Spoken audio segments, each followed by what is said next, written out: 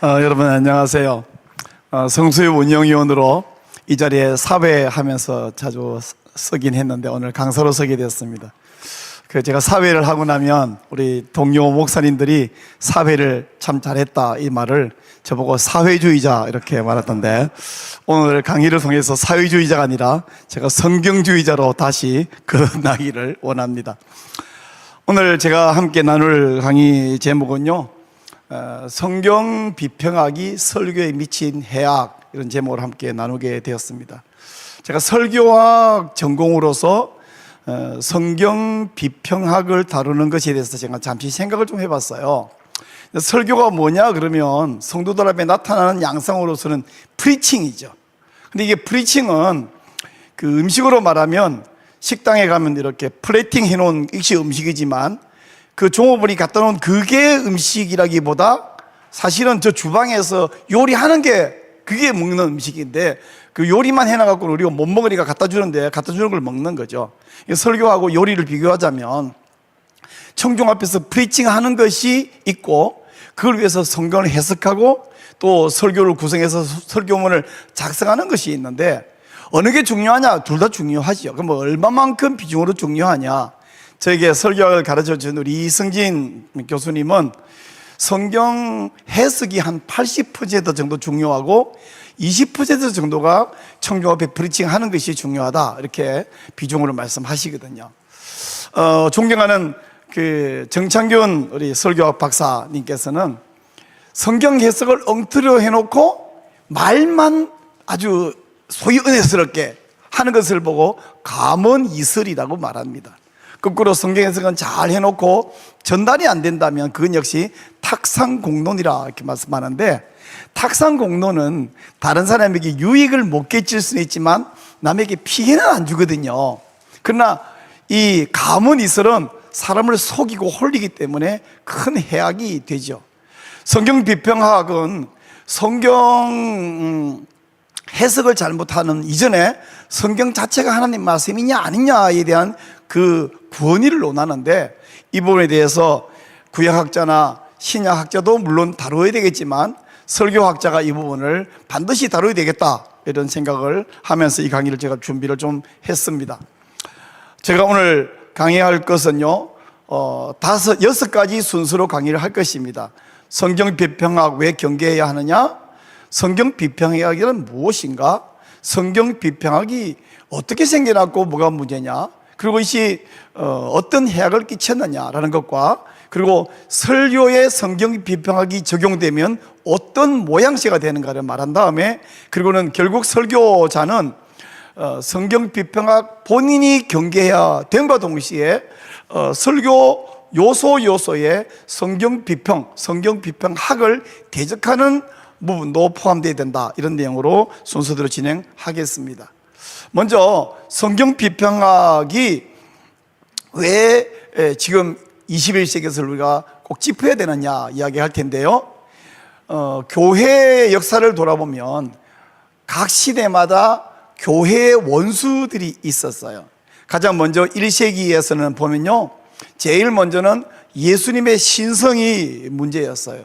유대인 지도자들은, 유대교인들은 예수님을 인간으로, 인성으로는 인정하지만 그의 메시아 되심, 그의 신성을 인정을 안 했죠. 그래서 예수님을 신성 모독죄로, 그리고 예수님이 부활하고 성취하신 이후에 이 복음을 전하는 사도들과 그 크리스찬들도 이들은 신성 모독죄로 체포하고 때리고 죽이고 이렇게 했습니다. 근데 이 문제가 사라지지 않은 상태로 복음이 로마 사회에 전파되자 이제 1세기 말부터 2세기, 3세기, 4세기 초까지 교회의 심각한 문제는 누가 신이냐 하는 거였어요. 황제, 여러분, 이 황제 가운데 모든 사람이 신은 아니고요, 그 회의를 해서, 공회에서 회의를 해서 이 황제는 신으로 인정해주자 이렇게 결정하면 그때부터 그 황제, 죽은 황제가 신이 되는 거예요. 그래서 그 사람의 이 신상을 세워주고 숭배하고 이렇게 해서 신이 1명, 2명, 3명 늘어납니다. 그러다가 어떤 황제는 살아있으면서 자기를 신으로 추대해달라고 막 강요해가지고 그래서 살아있으면서도 신이 되는 이런 황제도 있었거든요.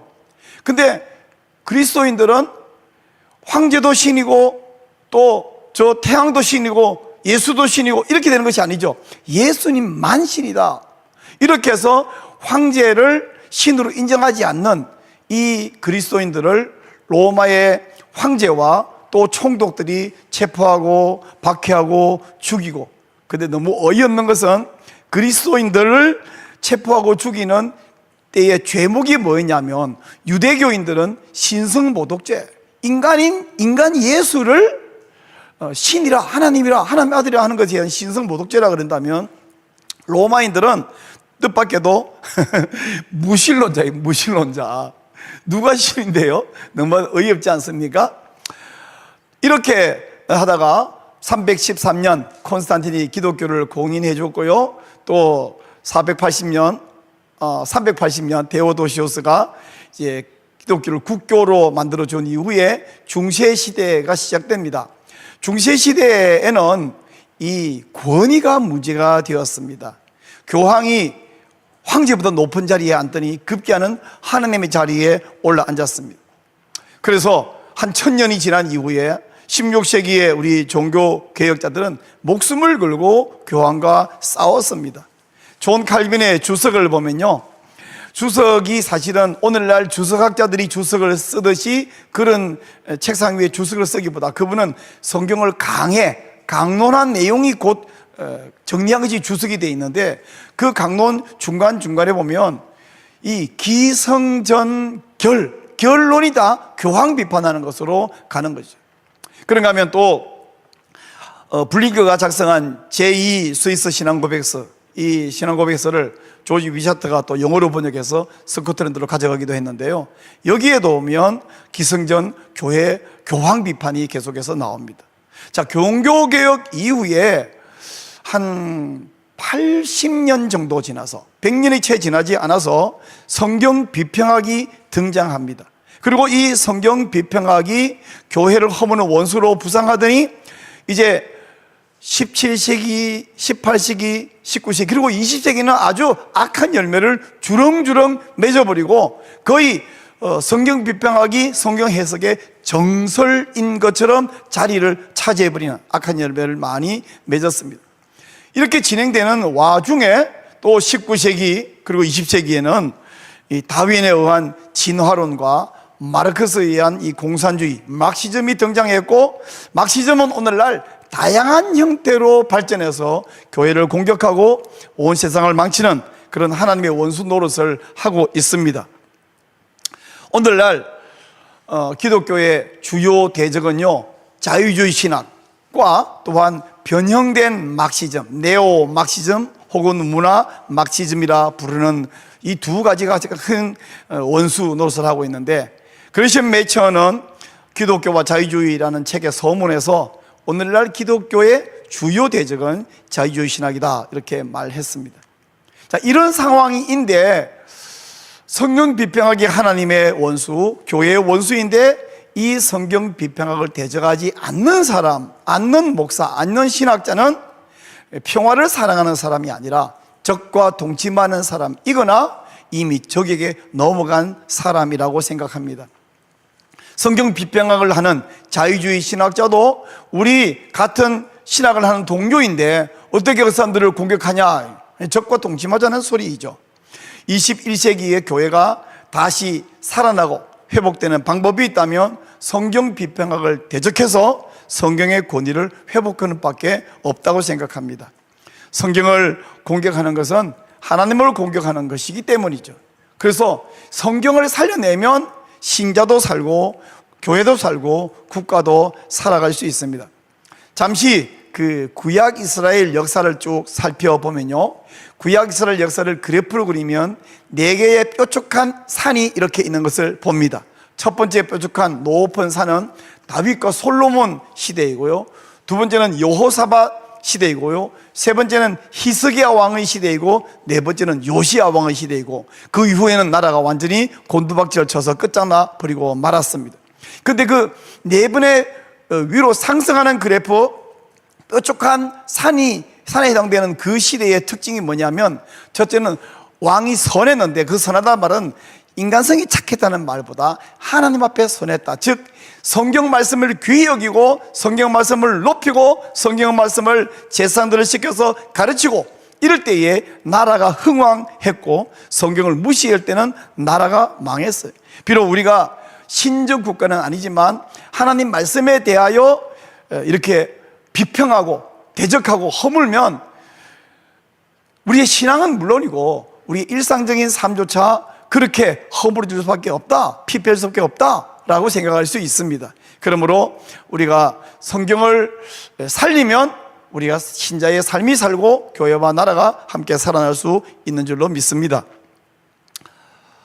이제 성경 비평학을 이런 이유로 경계하고 우리가 비평학을 비판해야 되는데, 그러면 성경 비평학이 대체 뭐냐? 제가 학교 다닐 때 성경 비평학에 대해서 공부한 적이 있습니다. 근데 되게 재미가 없어요. 재미만 없는 게 아니라 화가 나는 거예요. 왜 화가 나냐면, 아니 이 성경 비평학을 공부해 보니까 이거 말도 안 되는 소리이고 이건 이단적 소리인데, 내가 이단이 틀렸다 그러면 되지, 이 이단이 구체적으로 뭘 말하고 왜 틀렸는지를 조목조목 공부해야 되는가? 물론 신학자라면 공부를 하고 성도들에게 가르칠 필요가 있지만 그걸 공부하는 게 너무 재미가 없는 거예요. 그래서 대충 공부했습니다. 최소한의 공부만 했습니다. 게다가 성경 비평학에 대해서 자세하게 배우다 보니까, 한참 배우다 보니까 우리 등산하다 보면 내가 지금 무슨 산에 올라가는지는 모르겠고 그냥 땀 뻘뻘 흘리고 덥다 힘들다 그거 말고는 생각이 안 날 때가 있거든요. 그래서 성경 비평학이 뭐냐 그러면, 아마 우리 성수협에서 성경 비평학을 계속해서 잘못이다 하는데, 성경 비평학이 뭐예요? 그러면 아마 이렇게 말하는 게 쉬울 거예요. 틀린 거, 잘못된 거, 이렇게. 근데 대체 이 성경 비평학이 무엇인가를 좀 이야기를 나눌 텐데요. 성경 비평학은 한마디로 말하면 성경을 역사적, 문학적, 신학적 관점에서 분석하고 이해하기 위해서 시작된 학문이다, 이렇게 말씀드릴 수 있어요. 그런데 여러분, 이 박스 속에 쳐져 있는 이 문장을 여러분 어떻게 보십니까? 맞는 말이에요? 틀린 말이에요? 사실은 이 말은 맞는 말이지 틀린 말이 아닙니다. 처음부터 성경 비평학자들이 매우 악한 마음으로, 사탄의 마음으로 성경을 허물어 버리려고 시작했는지 모르겠지만, 나타나는 양상으로는 적어도 좋은 목적이나 동기로 시작했다 생각이 들 수 있어요. 이 성경 비평학에도 긍정적 요소가 있는데요, 그 긍정적 요소는 뭐냐면, 성경은 하나님 말씀이면서 동시에 인간 저자의 말이거든요. 그게 유기적 영감설의 이론인데, 이것 자체는 맞는 말이에요. 옳은 말이에요.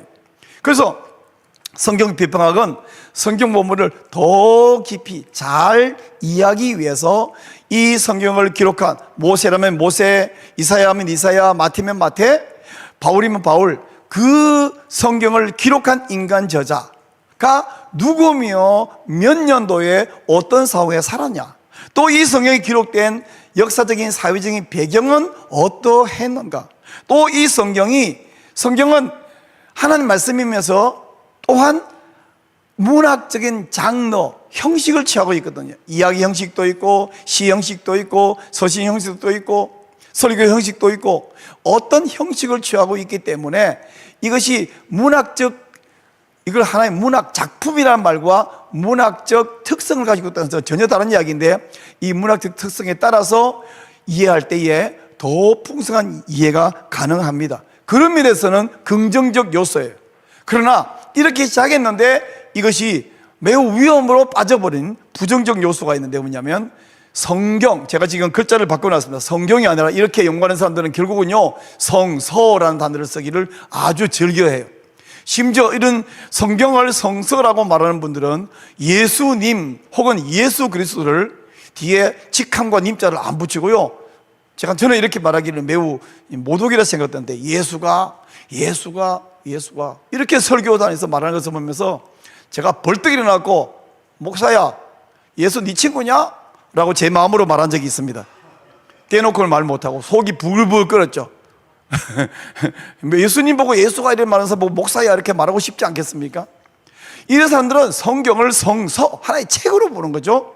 그리고 하나님 말씀인 동시에 사람의 말이다. 100% 하나님 말씀인데 동시에 100% 사람의 말이다. 이렇게 말이 되는데, 하나님 말씀과 사람의 말, 그건 사람이란 것은 인간 개인일 수도 있고 인간 공동체일 수도 있는데, 그 말이 적절히 섞여서 교묘하게 편집되어 있는 책이라고 보는 겁니다. 이 매우 위험한 발상, 위험한 주장이죠. 성경 비평학은 성경이 하나님의 영감을 통한 계심을 부정합니다. 그리고 이 성경이 형성될 때에 모세를 이야기하자면, 모세오경을 말하자면, 모세가 창세기, 출애굽기, 레위기, 민수기, 신명기를 기록하기 전에 이미 존재했던 문서, 이 조각들이 있었다는 거죠. 그런가 하면 그것이 토판, 문서로도 존재할 수 있지만 사람의 말과 말로 전달되는 옛날 이야기, 오랄 트레디션, 구두 전승으로 존재했었는데, 그걸 모아가지고 편집했는데, 그걸 모세가 했냐? 이 사람들은 모세가 했다고 말 안 합니다. 사람들이 편집해놓고 고대에 있었던 유명한 사람 혹은 권위 있는 사람을 저자로 내세워 놓은 교회의 산물이다. 즉 기독교라는 이 구약시대면 유대교죠. 유대교라는 이 종교가 자기네 종교의 정통성을 주장하기 위해서 만들어낸 교회의 책이다 라고 주장하는 것입니다. 성경을 사람들이 만들어낸 문서로 취급하면서 하나님 말씀 권위를 부정하기 시작하니까, 그러면 이 성경을 믿을 필요가 없지 않습니까? 그래서 성경에서 기적, 초자연적인 요소 다 부정하고 결국 우리의 믿음은 약화되어 버리고 교회는 쇠퇴해 버리고, 그런 식으로 신학자라는 사람들이 주장하기 시작하면 그 신학자는요 그냥 성서학자이지 신학자가 아니죠. 그런데 그 사람들이 목사라고 하면서, 목사는 말씀을 먹이는 사람이 목사인데, 말씀을 먹이는 것이 아니라 성경을 난도질하고 분해한 학문 연구의 조각들을 가르치는 학자, 교수에 불과하죠. 그러면 그들이 스스로 존재 이유와 목적이 사라지는 것입니다. 성경 비평학은 보니까 무슨 비평학 이름이 너무 많아요. 대책이 각자의 이 이름은 뭘 말하는가 알기도 어려운데, 성경 비평학의 중요한 종류 제가 5가지를 잠깐 설명하려고 합니다. 문헌 비평, 양식 비평, 편집 비평, 역사 비평, 혹은 문학 비평, 이런 게 있는데 이게 뭘 의미하느냐. 우선 문헌 비평을 좀 살펴보면요, 성경 본문의 내용이 어떠한 문헌이나 전통, 아까 제가 전통이 구전, 오랄 트레디션이라고 말씀드렸는데, 어떤 문헌이나 이 오랄 트레디션에서 나왔느냐라는 그 출처를 찾아내고 밝히려고 하는 연구가 문헌 비평입니다. 그 문헌 비평의 대표적인 것은 문서 가설입니다. 가설이라고 하는 것은 정설이 아니라 그저 가짜로 이렇게 됐을 것이라고 추측하는 하나의 이론을 내놓고 나머지 연구 결과를 그 이론에 끼워 맞추어서 맞잖아 이렇게 주장할 때 가설을 내놓죠. 문서 가설인데, 이 문서 가설이 주장하는 것을 요약해서 한마디로 말하면 J문서, E문서, D문서, P문서, JEDP 주장이에요. 무슨 말이냐면 모세오경은 JEDP 4가지 문서 조각들 혹은 전통을 모아가지고 편집한 결과물이다. 이 JEDP에서 유래했다 이렇게 주장하는 것이 문헌 비평이에요.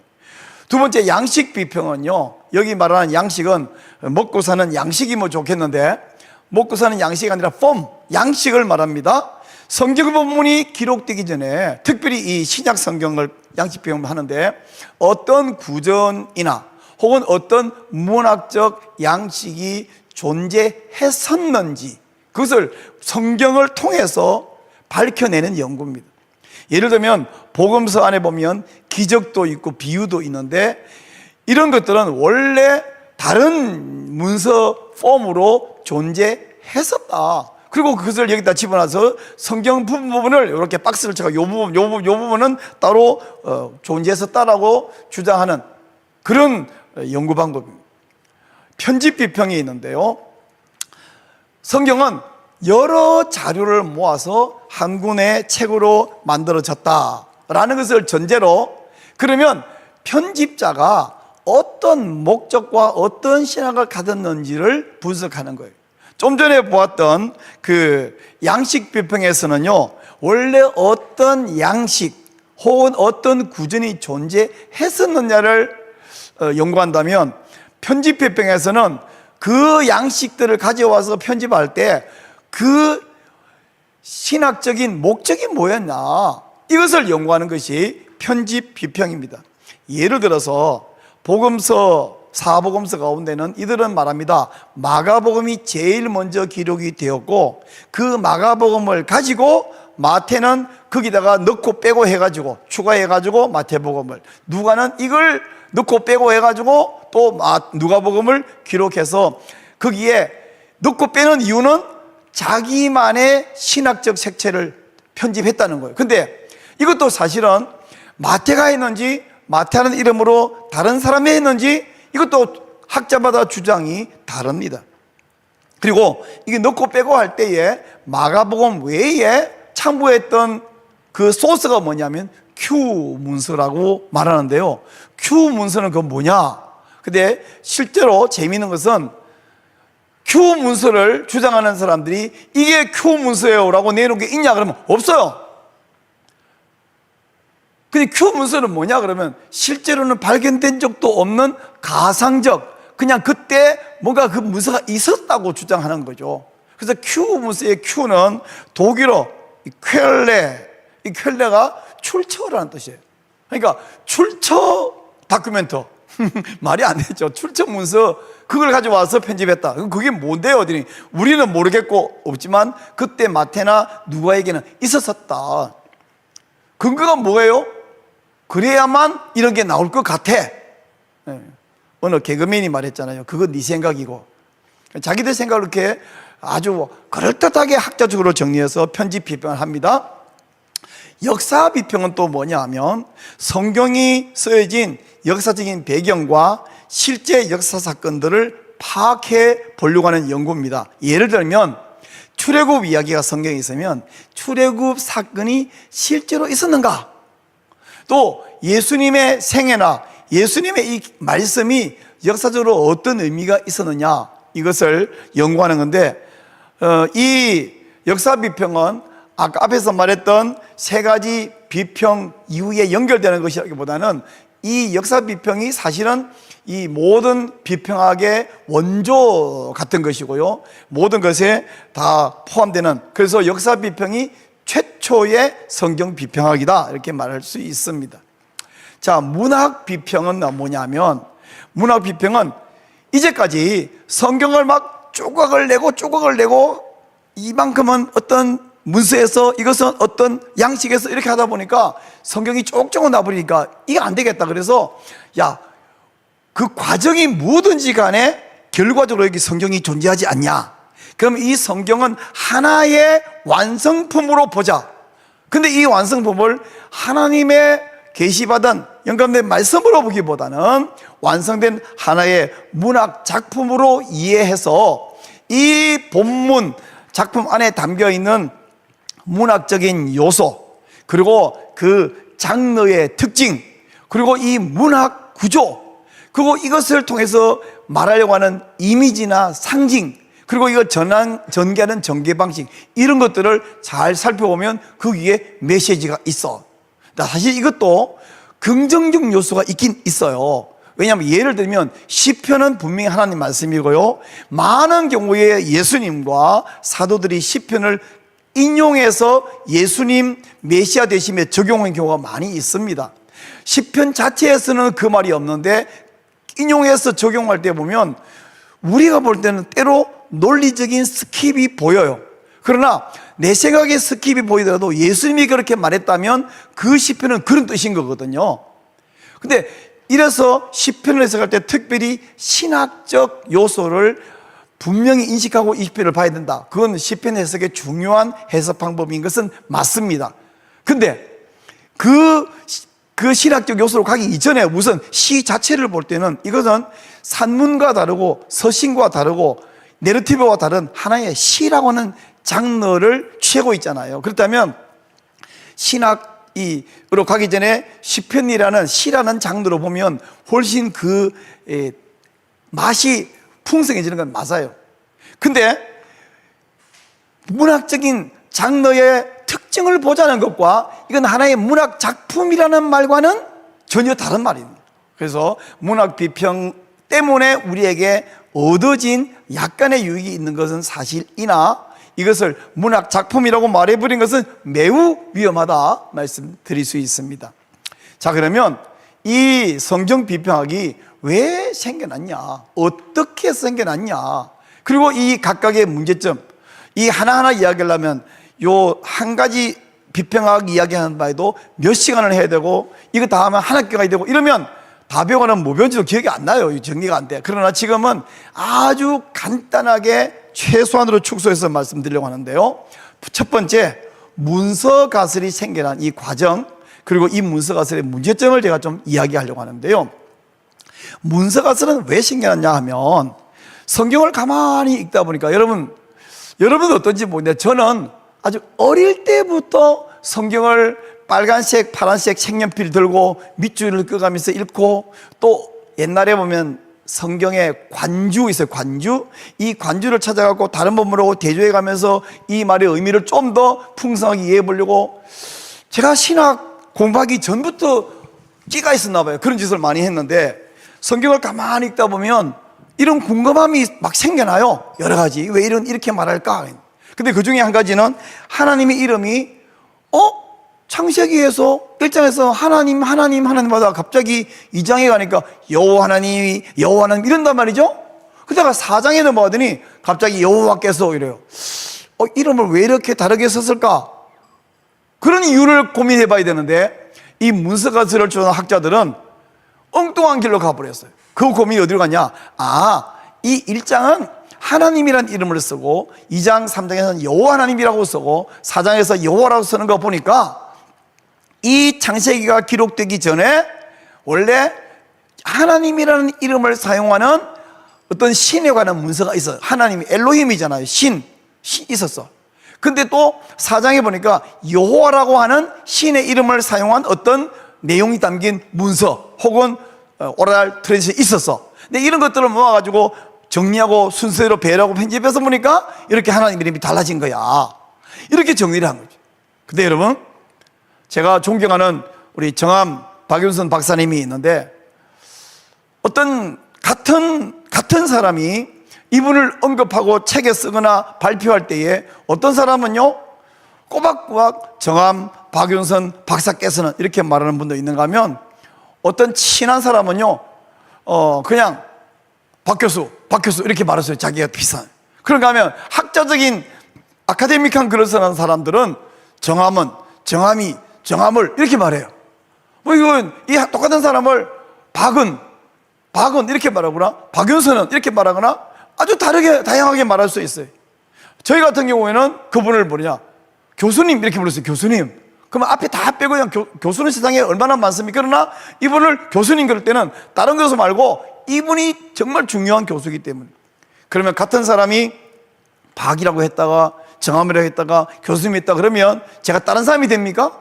똑같은 사람이 글을 쓸 때 다양하게 쓸 수 있다고 해서 부르는 이름이 다르다고 해서 그 내용이 달라진다고 말하면 참 곤란하죠. 하나님의 이름이 다르다고 해서 이것이 각각의 하나님 이름을 사용한 문서 조각이 있었는데 엘로힘이라고 하고 또는 야훼, 영어식으로 제호바라고 했고 이런 문서를 가져와서 편집한 결과다 이렇게 주장하는 이것이 문서 가설인데요. 문서 가설을 주장한 학자들을 몇 사람만 많이 있고 하지만 언급해 보면 1651년 이게 이제 최초입니다.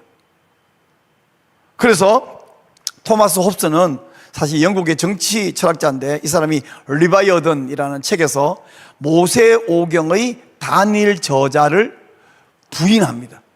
모세 한 사람이 이 5권을 쓴 것이 아니다 이렇게 주장해요.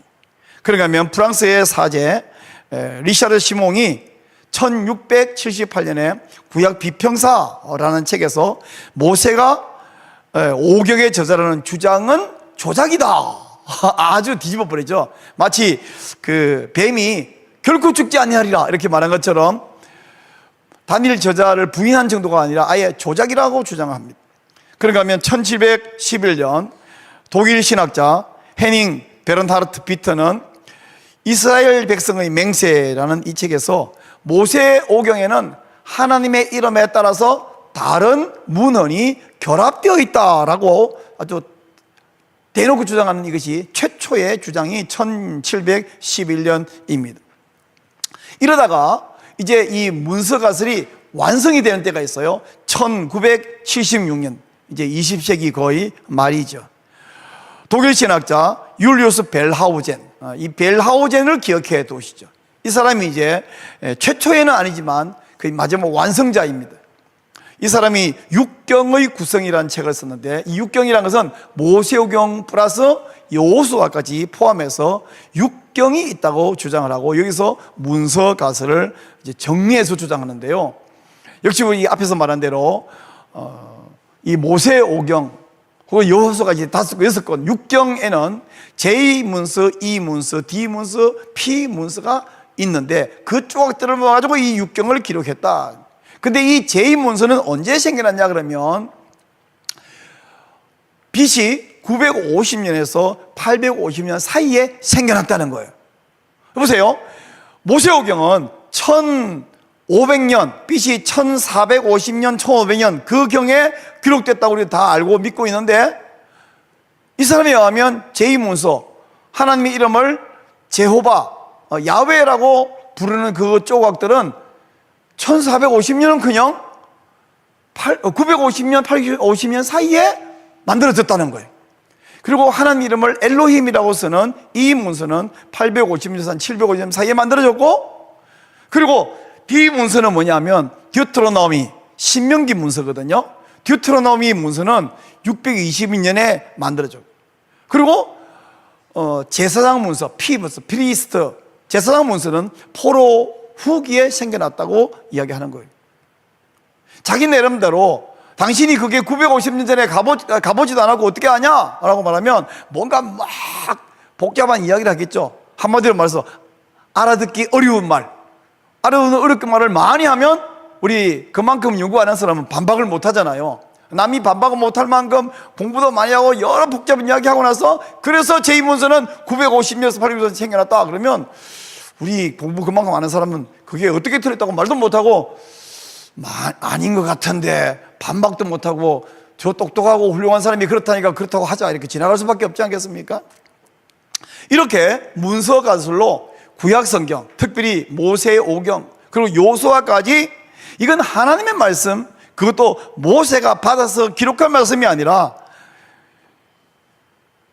포로 이후에 완성된 하나의 문학 작품이다, 이렇게 격화되어 버리고 말았습니다.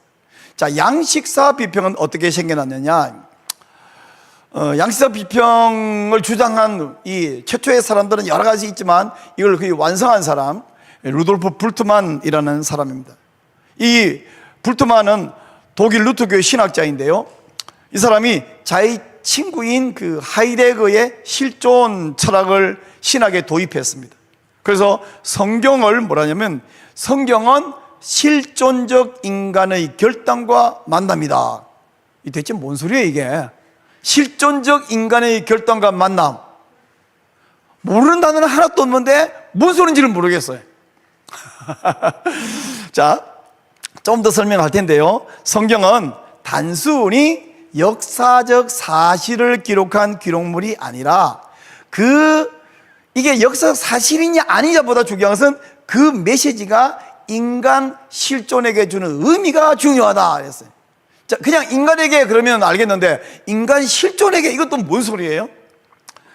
자, 인간은 뭐냐? 인간을 왜 인간이라 안 하고 인간 실존이라 그러냐 하면요, 인간이란 성경에서 하나님과 마주칠 때에 피할 수 없는 결단을 요구받는데, 성경은 하나님의 부름 앞에서 결단하고 응답하는 실존적 만남 사건의 기록이다. 알겠습니까? 알겠는 분도 많이 계시겠지만 저는 박사까지 됐는데 아직도 이게 뭔 소리야? 여전히 그냥 인간이 아니라 인간 실존, 그 실존과 만남 사건을 기록한 게 성경이다, 이렇게 주장을 합니다. 이 불트만은요, 성경을 가지고 역사를, 우리는 한국말로는 역사, 영어로 히스토리밖에 없는데 독일말로 히스토리에라는 역사, 그것은 사건 자체를 기록한 것이 히스토리에고, 의미로서의 역사, 이 괴시히테, 게슈히테, 독일어는 이 발음하려고 그러면 밥을 좀 많이 먹어야 돼요. 제가 고등학교 때 독일어 선생님이 독일어 공부하려면 밥을 많이 먹어야 된다고, 그래서 자기가 독일어 하다 보니까 이렇게 삐쩍 야였다고 이렇게 주장을 했어요. 게슈히테, 이렇게. 그 사랑한다는 말도 이히, 리베, 디히 이렇게 발음해야 된다고 그랬는데, 자, 이 게슈히테라는 말을 기억해 놓으시죠.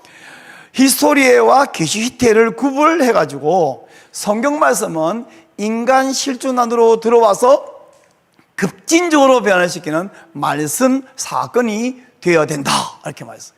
워드 이벤트, 말씀 사건. 또 어려운 말 나왔죠? 이 말 먼저 멋있어 보이지 않습니까?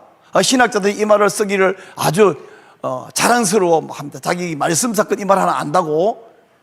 그게 뭔지 그 이해하고 말하는지 모르고 말하는지 모르겠어요. 이 말씀 사건이 된다. 그리고 복음서 전체가 예수, 여기 보세요. 님자도 안 붙이고 그리스도도 안 붙이죠. 그냥 예수의 기록이 아니라 초대교회에서 전해지면서 형성된 것이란 거지. 예수님이 우리 예수 그리스도께서 다니면서 제자들 가르쳤던 그때 했던 말을 사도들이 기억했다가 성령의 도우심으로 정확히 기록한 게 아니라 초대교회에서 자기들이 필요해서 만들어낸 이야기를 그때 예수가 이렇게 말하면 얼마나 미안합니까? 예수가 말했다고 여기 기록해 놓은 거예요. 그래서 형성된 거라는 거예요, 복음서가. 그러므로 초대교회 상황과 양식을 분석해야 복음서 본문을 이해할 수 있다. 이게 왜냐하면 이런 말을 예수님이 했다고 써놨는데 왜 그렇게 예수님이 말했다냐면 초대교회에 그렇게 말해야 되는 이유가 있었어요. 상황이 있었다는 거죠. 그리고 어떤 당시에 있는 그 폼, 양식이 있었고 오랄 트레디션, 구전이 있었는가, 이걸 분석해야 복음서 본문을 제대로 이해할 수 있다. 그 제대로 이해하는 건 뭐냐면 불트만 말하는 비신화화입니다.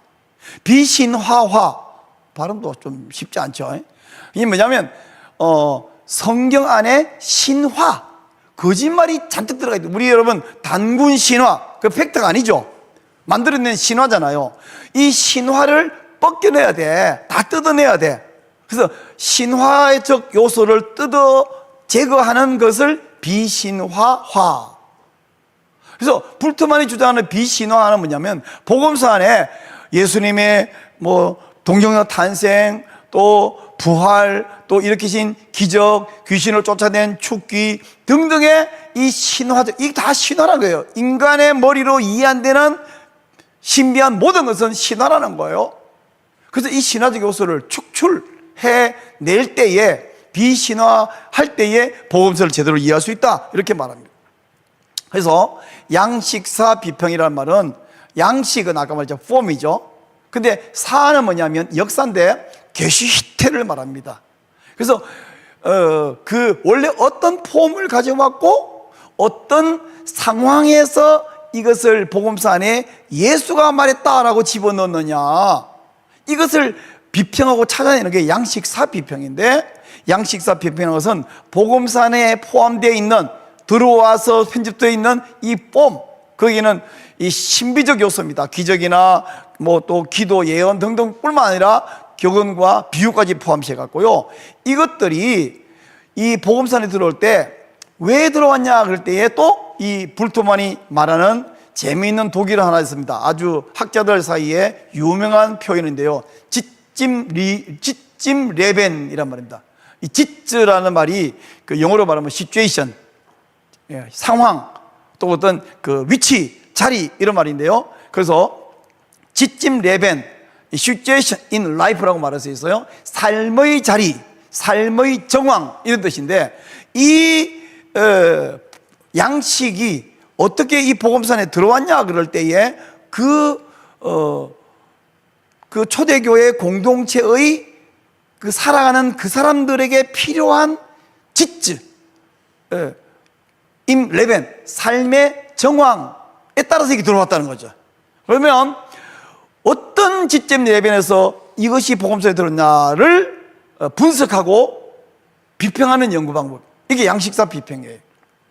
그래서 그 계시 휘태를 분석해야 한다는 거고요. 또 불트만이 초대교회의 교리 교육과 기독교 신앙 변호를 해서 생겨난 이야기가, 처음에는 오랄 트레디션으로 이렇게 말로 전해지는 회랑은 돌려가면서 본다는 건데, 이 책을 돌려가면서 보는 것이 아니라 이 말을 서로서로 전하는, 계속 전달하는 회람하다가 어느 날 성경을 편집할 때에 삽입됐다는 거죠.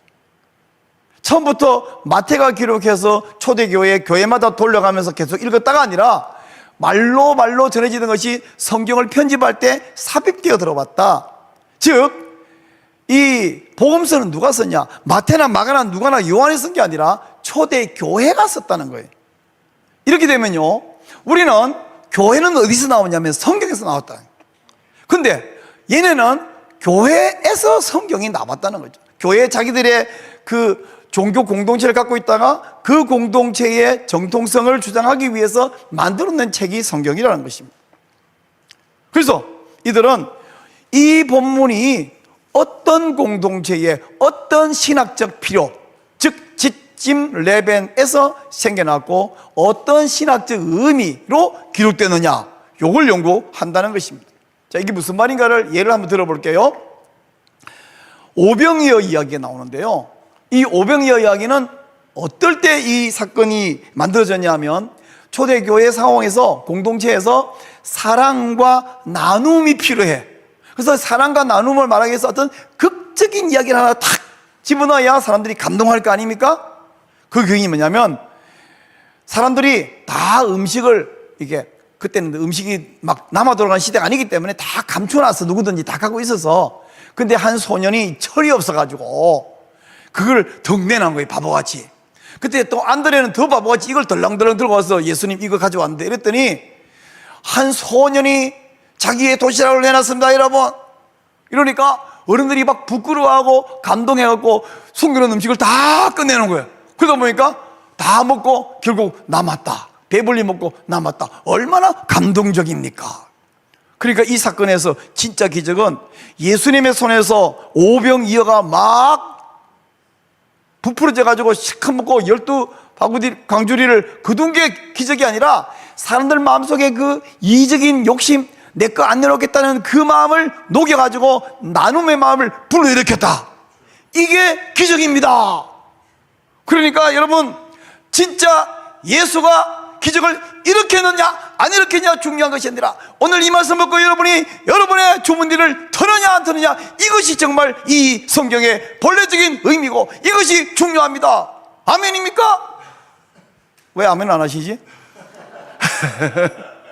근데 이야기를 누가 했냐면, 윌리엄 바클레이가 The Daily Study Bible, The Gospel of John, 볼륨 1에서 이렇게 써놨어요. 물론 바클레이는 이것만 유일한 해석이라고 말하지는 않습니다만은 이런 해석이 가능하다고 말했어요. 가능합니까, 여러분? 유일한 해석은 물론 아닐 뿐 아니라 이렇게 해석하는 것은 성경을 모독하는 것이고 예수님을 모독하는 것이죠. 사실은 예수님께서 그 오병이어 기적을 일으킨 이유는 예수님이 생명의 빵이라는 사실을 말하기 위해서였는데, 예수가 기적을 일으켰냐는 중요하지 않습니다. 그게 안 중요합니까? 나눔과 희생이 중요하다. 나눔과 희생은 저기도 해요. 라이온스 클럽, 로타리 클럽에서도 합니다. 요즘 수혜를 많이 받고 전국에서 막 내놔요. 그러면 교회 공동체와 그냥 자기 희생 혹은 사랑으로 봉사하는 거하고 뭐가 차이가 있습니까? 아무 차이가 없어지죠. 이런 불트만의 제자였다가, 아주 수제자였다가 50세가 돼서 회심했던 한 여성 교수가 있습니다. 에탈 리네만이라고요.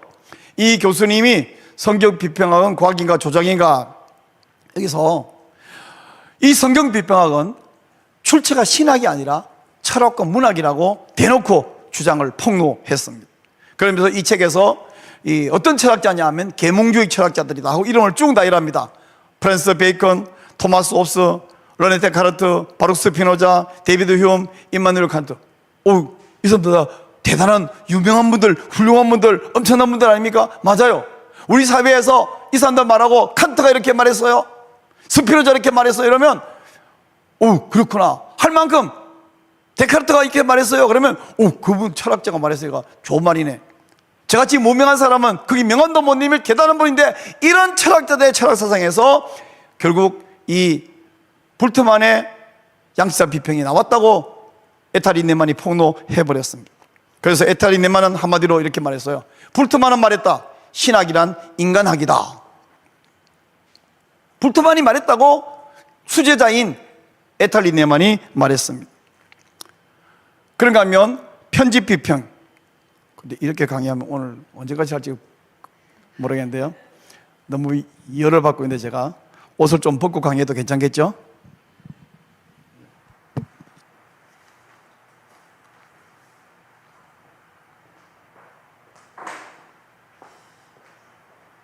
자, 편집 비평 어떻게 생겼냐면요, 1920년에 이 양식사 비평이 등장하고 한 30년 지나서 1950년대에 신약 학자들이 양식 비평이 복음서 형성에 대해서 의무를 제대로 해소하지 못한다, 이런 걸 깨닫고요. 그래서 공간 복음서 내용을 대조해서, 이렇게 사복음서를 딱 대조해서, 특별히 공간, 마태, 마가, 누가를 대조해서 복음서의 저자는 누구냐, 이걸 분석을 합니다. 결국 이 양식 비평의 하부 분과로 편집 비평이라고 하는 것이 생겨났는데요, 그 중에서 이 퀸트 브론캄, 독일어는 참 발음이 어렵습니다. 이분이 1948년에 쓴 논문 폭풍을 잠잠케 한 마태복음 기사라는 책에서 뭐라고 말하냐면, 마가가 예수님을 선생이라고 표현했고 누가는 스승이라고 표현했는데, 마태는 이 폭풍 잠잠케 하는 사건에서 큐리오스라고 표현했다는 거죠. 그래서 선생이나 스승이 아니라 큐리오스, 주님이라고 부름으로써 예수님의 신적 권위를 높였고, 이것은 바로 마태의 신앙 고백이라고 주장했습니다. 그러면서 중요한 것은 결국 폭풍을 잠잠케 하신 예수가 아니라 마태복음이다, 이렇게. 무슨 얘기냐면, 실제로 예수가 자꾸 이렇게 말할 때 전 너무 죄송한데, 예수가 폭풍을 잠잠케 한 것이 아니라 마태가 마태복음에서 그렇게 써놓았다는 거예요. 그러니까 폭풍을 잠잠케 한 것은 예수님이 아니고 마태복음이라는 것이. 자, 근데 이런 편집 비평에 뜻밖의 수학이 있는데요, 그거 뭐냐 하면 이것입니다. 양식 비평이 어떤 자료가 어떤 지침 레벨에서 생겨났느냐, 이걸 막 연구를 하는데, 편집 비평은 그 구전과 폼, 양식을 어떤 신학적 목적으로 편집했냐, 즉 배열을 이렇게 했냐, 이걸 연구했는데, 우리 복음주의자들은 편집 비평을 받지 않습니다, 절대로. 그러나 이 사람들이 이렇게 연구하는 것에서 우리가 얻어진 건 뭐냐면, 성경의 인간 저자, 이제 마태를 이뤄서, 마태는 적어도 마태복음을 기록할 때에 이걸 기록한 어떤 의도가 있었다는 거죠. 마태는 독자가 유대인이다, 마가는 로마인이다, 누가는 헬레이다, 이 정도는 우리가 상식적으로 알고 있지 않습니까? 이런 것들이 뜻밖의 수학이었어요. 마태복음을 예를 들면, 마태 본인이 히브리인 출신이고 자기의 독자들도 히브리인인데, 히브리인 마태가 히브리인 신자들에게 편지를 보내면서 예수와께서 하마시아, 그 메시아다 라는 사실을 확신시켜 주려고 마태복음을 기록했잖아요. 그러므로 이 하마시아이신 예수와를 버리고 옛날 유대교로 돌아갈 수 없습니다. 이게 마태복음의 의도고 또한 히브리서의 의도다, 이 사실을 우리가 알 수 있거든요. 그래서 이런 편집 비평에 통한 뜻밖의 수학도 있다, 이런 말씀을 드립니다. 네 번째, 역사 비평인데요, 역사 비평이 생겨난 과정, 그리고 문제점은 뭐냐면, 앞에 살펴보았던 문학 비평, 양식 비평, 편집 비평을 두루 망라한 이 상위 개념인 역사 비평은 그 기원이 어디까지 올라가냐면, 옛날 유대교인 랍비까지 거슬러 올라갑니다. 근데 이 유대교인 랍비 애들이 쭉 연구하던 것이 중세시대에 와갖고 이게 주춤했어요. 왜 주춤했냐면, 중세시대에는 알레고리가 유행했습니다. 영해라고 그러는 알리고리가 유행해서 아주 정말 지금 우리가 들으면 아주 괴상망측한 성경 해석, 그걸 아주 성경을 아주 은혜스럽게 설교한다고 해서 그런 영해가 유행을 하니까 이 역사 비평이 주춤했다가 계몽주의 시대 이후에 사람들이 깨어났다 하니까 이제 다시 이것이 막 발전이 되었습니다. 역사 비평은 성경이 허구다, 유대인들이 이걸 왜 연구했냐면 성경이 없었던 일을 주장한 거다 이렇게 말하니까, 아니야, 이 본문은 역사적 사실이야, 이걸 주장하기 위해서 기록 당시의 배경과 저자가 어떤 상황에 있었고 그 목적을 연구하려고 이것을 시작했습니다. 그러나 이렇게 시작했던 역사 비평이 성경 기록의 역사적 사실 여부를 그걸 검증하는데 뭘로 검증하냐면 인간 이성으로 검증해갖고 진위를 밝히려고 한 거예요. 그래서 이 역사 비평은 최초의 본격적 성경 비평이라 이렇게 말할 수 있습니다. 이렇게 돼서 하나님 말씀의 의미와 권위를 합리적 이성의 잣대로 판단해 버리니까 성경 권위는 성경이 역사적 사실을 주장하려고 시작했는데 결과적으로는 성경 권위가 약화되고 성경을 결국 짓밟게 되는 이런 문제가 생겼습니다. 또 이 역사 비평은 성경이 역사적 사실을 주장하려고 뭘 뒷받침으로 하냐면 고고학을 가지고 뒷받침을 해요. 고고학을. 오늘도 여러분 이런 말 들어보셨어요? 홍해에 가봤더니 홍해 바다 속에 보니까 그 산호가 있는데 이 수레바퀴, 마차 수레바퀴 모양의 산호가 있더라. 그러니까 그 홍해를 건너가지고 애굽 군대가 거기 빠져준 게 사실입니다 막 이런 말 들을 때 어머 진짜 사실이구나. 뻥입니다, 뻥. 그 3,500년 전 그때 마차바퀴 모양의 산호가 지금도 있다고요? 산호가 완전히 덩어리 돼서 수레바퀴인지 그냥 방인지 알 수 없는 게 정상이지. 이런 말이 우리도 지금 혹하는데 고고학을 뒷받침을 하는 거예요. 성경을 연구해서. 그래서 지금도 가가지고 사해 바다 근처에 그 소돔 고모라가 어디였는가 막 그거 찾으면 성경이 진짜고 못 찾으면 가짜인가요? 고고학이라고 하는 것은 과학적 방법으로 입증 가능한 것을 주장하고 입증 불가능한 것은 기피하기 때문에 성경에 나온 기적 뭘로 고고학으로 증명합니까? 그러므로 오히려 고고학으로 뒷받침받으려고 한 것이 이게 실책이었다라고. 자, 이제 문학 비평은 어디 생겨났냐? 역사 비평에서 문학 비평이 생겨났는데 저는 열심히 하는데 이거 재미있습니까? 이해가 되는지. 자, 역사 비평에서 성경 본문을 해체해버리고 다양한 자료를 중심으로 막 조각조각을 내고 그리고는 지잼 레벤, 이 편집한 그 상황, 편집 배경 이런 걸로 막 분석하니까 본문의 통일된 의미가 사라져버려. 그래서 이거 잘못됐다고 비판하면서 성경은 하나의 완성된 텍스트, 하나의 문학 작품이다 이렇게 보는 운동이 일어난 것이 문학 비평인데, 이렇게 접근할 때에 좋은 점은요, 성경이 담긴 그 아까 말했던 장르의 맛을 살려요. 시는 시, 내러티브. 그래서 성경을 우리가 입체적으로 이해할 수 있게 하지만 이것이 또한 다른 문제를 가져왔다고 말씀을 드렸습니다. 어떤 문제냐 하면 문학 비평이 성경을 하나님의 계시로 보는 것이 아니라 하나의 문학 작품으로 보는 거예요. 그래서 이러다 보니까 성경에 담겨있는 초장의 사건을 부정해버리고 독자 중심의 열린 해석. 이게 무슨 말이냐면 원래 원저자가 누구든지 혹은 어떤 의도로 썼든지 상관없이 내가 읽을 때 느끼는 게 그게 정답이라고 주장한 것이 독자 중심의 열린 해석입니다. 이걸 강조하니까 본문 역사성에는 무관심해져 버리죠. 그게 사실이냐 아니냐 안 중요합니다 이렇게 말하니까요. 그리고 계시로서의 권위를 파괴하는 결과가 가져왔는데, 고든 웬함은 이런 표현을 써요. 창세기 주석의 중요 관심은 창세기 최종 본문이다. 여러분 앞뒤 잘라버리고 2번만 갖다 놓으면 이게 무슨 말인지 모르겠죠. 여기 이 사람이 중요한 것은 창세기 최종 본문이라는 표현입니다. 왜 이런 표현이 나오냐면 창세기가 모세가 BC 1500년 쓴 것이 아니라 뭐 이게 BC 600년에 완성됐던 400년에 완성됐던 그 중요한 게 아니라 우리는 완성되어 있는 이 최종 본문 여기에 관심이고 이걸 가지고 우리 주석합니다. 이 최종 본문이라는 이 표현 결국은 웬함도 문서가설을 버리지 못했다는 사실을 나타내주고 있습니다. 이런 문서 성경 비평학이 어떤 해악을 가져왔냐 하는 것을 좀 이야기할 텐데요.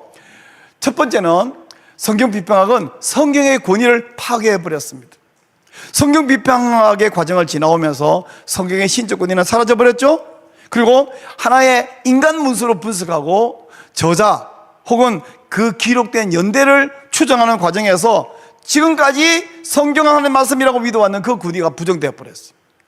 아까 열심히 말했던 대로 모세오경, 모세가 썼다, BC 1500년 그런 전통 대신에 편집자에서 오랜 시간 구성됐고 그 안에는 제2문서, 2문서, D문서, B문서 있는데 제2문서는 언제 생겼냐? 주전 950에서 850년에, 2문서는 850에서 750 사이에, D문서는 622년에, B문서는 아유 포로 귀환 이후에 기록된 그런 조각들을 가지고, 그러니까 적어도 이게 완성되려면 포로 귀환 이후에야 모세오경 완성됐다는 거지.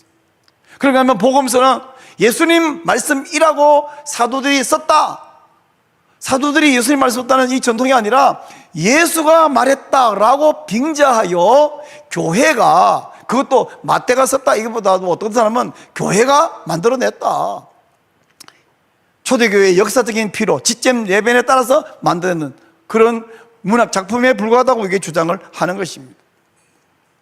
성경학자들은 하나님 말씀이 무엇을 의미하는지 연구하는 대신에 성경 저자의 시대적인 필요성, 지점 예배 혹은 고고학의 도움을 받아서 그 당시에 여기저기 이 나라 저 나라에, 메소포타미에 혹은 이집트에 혹은 이 팔레스타인 등지에 편지했던 그런 문서 조각들 혹은 오랄 트레디션들을 모아가지고 그걸 연구하는 그런 학자가 되어버리는 것입니다.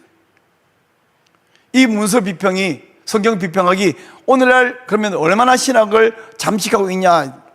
사실은 이걸 딱 정리하는 게 너무 어렵습니다. 만약 성경 비평학이 오늘날 전 세계 신학계를 얼마나 잠식하고 있냐 이걸 연구하려고 하면 그거 하나만 해도 아마 박사 논문이 돼야 되지 않을 건데, 제가 두 가지 참고서하는데, 첫째는 우리 이성진 교수님의 강의안을 보니까 20세기 후반에 출판되는 주석서의 약 80%가 본문의 역사성을 부정한다 이렇게 말씀해 놨길래 적어도 80%의 주석서들은 비평학에 빠져 있구나 알 수 있고요. 제가 한번 물어봤어요. 전 세계에서 가장 똑똑한 선생님이 GPT 선생님이에요.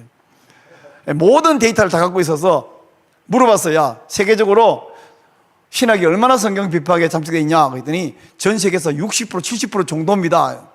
이건 GPT라는 사람이 아니지, 그의 생각이 아니라 여러 데이터를 모았기 때문에. 그런데 약간 고무적인 것은요, 국내의 경우는 20, 30% 정도입니다 이래요. 그러면 그나마 다행이긴 한데, 다행이면서 동시에 20, 30%는 그렇게 돼 있다는 거죠. 그래서 우리나라는 열심히 저 20, 30%를 2, 3%로 줄여야 되겠어요. 그러면 얼마나 좋겠습니까? 근데 오늘 우리가 이 말할 때에 적어도 이 강의를 듣고 맞습니다 라는 사람이 한 명 생기면 저 퍼센트가 그만큼 줄어드는 것이죠. 그래서 우리가 성수협이 계속해서 이 일을 해야 되고 하고 있습니다.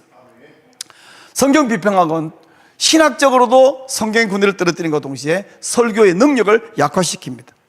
성경 해석학의 폐해는 설교의 약화인데요, 성경 비평학의 결과로 설교자들이 본문을 하나님이 직접 계시한 것이라고 선포하기보다는 이 본문이 편집된 문서라고 이해하면 말씀 선포에 힘이 빠지게 되죠. 그리고 설교가 뭐냐? 성경적 사정을 전달함으로써 하나님의 뜻을 알리고 그 통해서 사람이 구원받게 하는 것인데, 설교에서 성경 비평학의 폐해를 경계하지 않으면 그 자체가 이미 비평학에 먹혀버린 폐해라고 말씀드릴 수 있습니다. 두 번째는 본문의 통합적 이해가 어렵습니다. 무슨 말이냐? 이 성경 비평학은 본문을 토막토막 해체합니다. 동일 본문 안에서도 서로 다른 전통, 오랄 트레디션이 있고 또 다른 문서 출처, 이 문서는 저 메소포타미아에서 왔고 이 문서는 이집트에서 왔고 이렇게 출처가 막 나눠버리면 이 본문이 하나의 메시지로 선포할 수 있겠습니까? 창세기 1장, 2장 그리고 4장 서로 다른 출처에서 온 그것을 모아오지, 이게 각 민족마다 그 같은 듯 다른 듯한 창조 이야기가 있어요. 근데 그것들을 모아가지고 다 통일한 것이 창세기 1장, 2장, 3장, 4장입니다. 이게 통합이 되겠어요? 이서 설교에서 성경의 통일성, 내러티브 흐름은 단절되고 말죠. 그러니까 세 번째, 설교의 초점은 인간적 분석으로 가버립니다.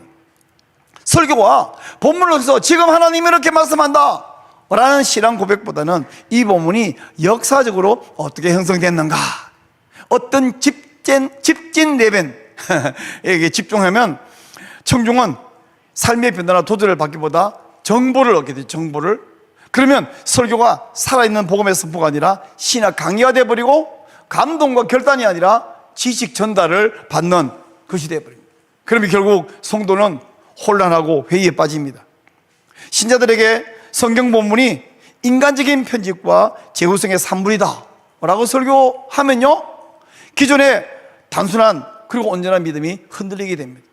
근데 조금 웃기는 이야기를, 이 웃기는지 아닌지 모르지만 좀 웃기는 이야기는 뭐냐면, 학문에서는 그렇게 배운 사람들이 목사가 되고 교회에서 설교할 때는 그렇게 설교 안 하고 계속해서 이렇게 말해요. 예수가 말하기를.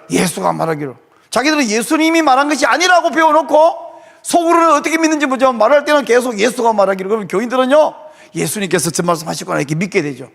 사실은 그 설교자의 믿음이 아닌 교인 자기 믿음으로 그 소리를 듣고 은혜 받고 살아가고 있는 거예요. 통합적 교회에 제가 어느 주일학교, 고등부 국가책을 보는데 이사야서가 제1 이사야서, 제2 이사야, 제3 이사야 이렇게 편집되고 기록된 걸 보고 제가 항의를 했거든요. 그랬더니 신학교 다니는 전도사님이 저한테 이렇게 말한 거예요. 제가 이제 신학대학 다닐 때 저보고, 에이, 전도사님 왜 그러세요? 예? 신학과 신앙은 다른 거잖아요. 뭐라고요? 신학과 신앙이 다르다고요? 그게 정신 있는 소리입니까? 없는 소리입니까? 제가 속해 있는 합신은 이렇게 말합니다. 바른 신학, 바른 교회, 바른 생활. 바른 신학에서 바른 신앙이 나오고 그 바른 신앙에서 바른 생활이 나오지, 어떻게 신학과 신앙이 다르냐? 그거 거짓말장이잖아요. 사기꾼이잖아요. 평생 사기치는 목사가 되는 거예요. 성경이 하나님 말씀이냐 인간의 기록이냐? 성경, 이게 정말 역사적 사실이냐? 이런 말을 청중이 들으면 설교 통해서 은혜 받는 게 아니라 신앙의 회의가 생기고 결국에는 어디 가겠어요? 교회를 떠나죠. 옛날에 이런 말을 든 적이 있습니다. 어떤 교인이 교회에 갔대. 앞에 있는 대단한 신학자인 목사가 이 본문은 하나님 말씀이 아니고 이렇게 돼 있는 인간의 말이라고 열심히 말하더래. 보통 다른 사람들은 그냥 듣고 있는데 이분은 너무 순진하게 집에 와서 하나님 말씀 아닌 부분을 면도칼로 딱 잘라냈대요. 다음에 갔더니 다른 본문에 대해서도 이게 하나님 말씀이 아니고 인간의 말이라 그러더래요. 그래서 다시 와서 그 부분을 이렇게 다 면도칼로 잘라냈대요. 점점 성경책이 가벼워지죠. 나중에 교회를 한 달, 두 달, 석 달 계속 다니다 보니까 잘라내고 잘라내니까 남는 게 하나도 없이 가죽만 남더래. 그 가죽만 남은 성경책을 왜 들고 다니냐고. 그래서 가죽만 남은 성경 껍데기를 버리고 그분이 교회를 떠났대. 그래서 나온 말이 결과입니다. 교회는 가죽만 남았다.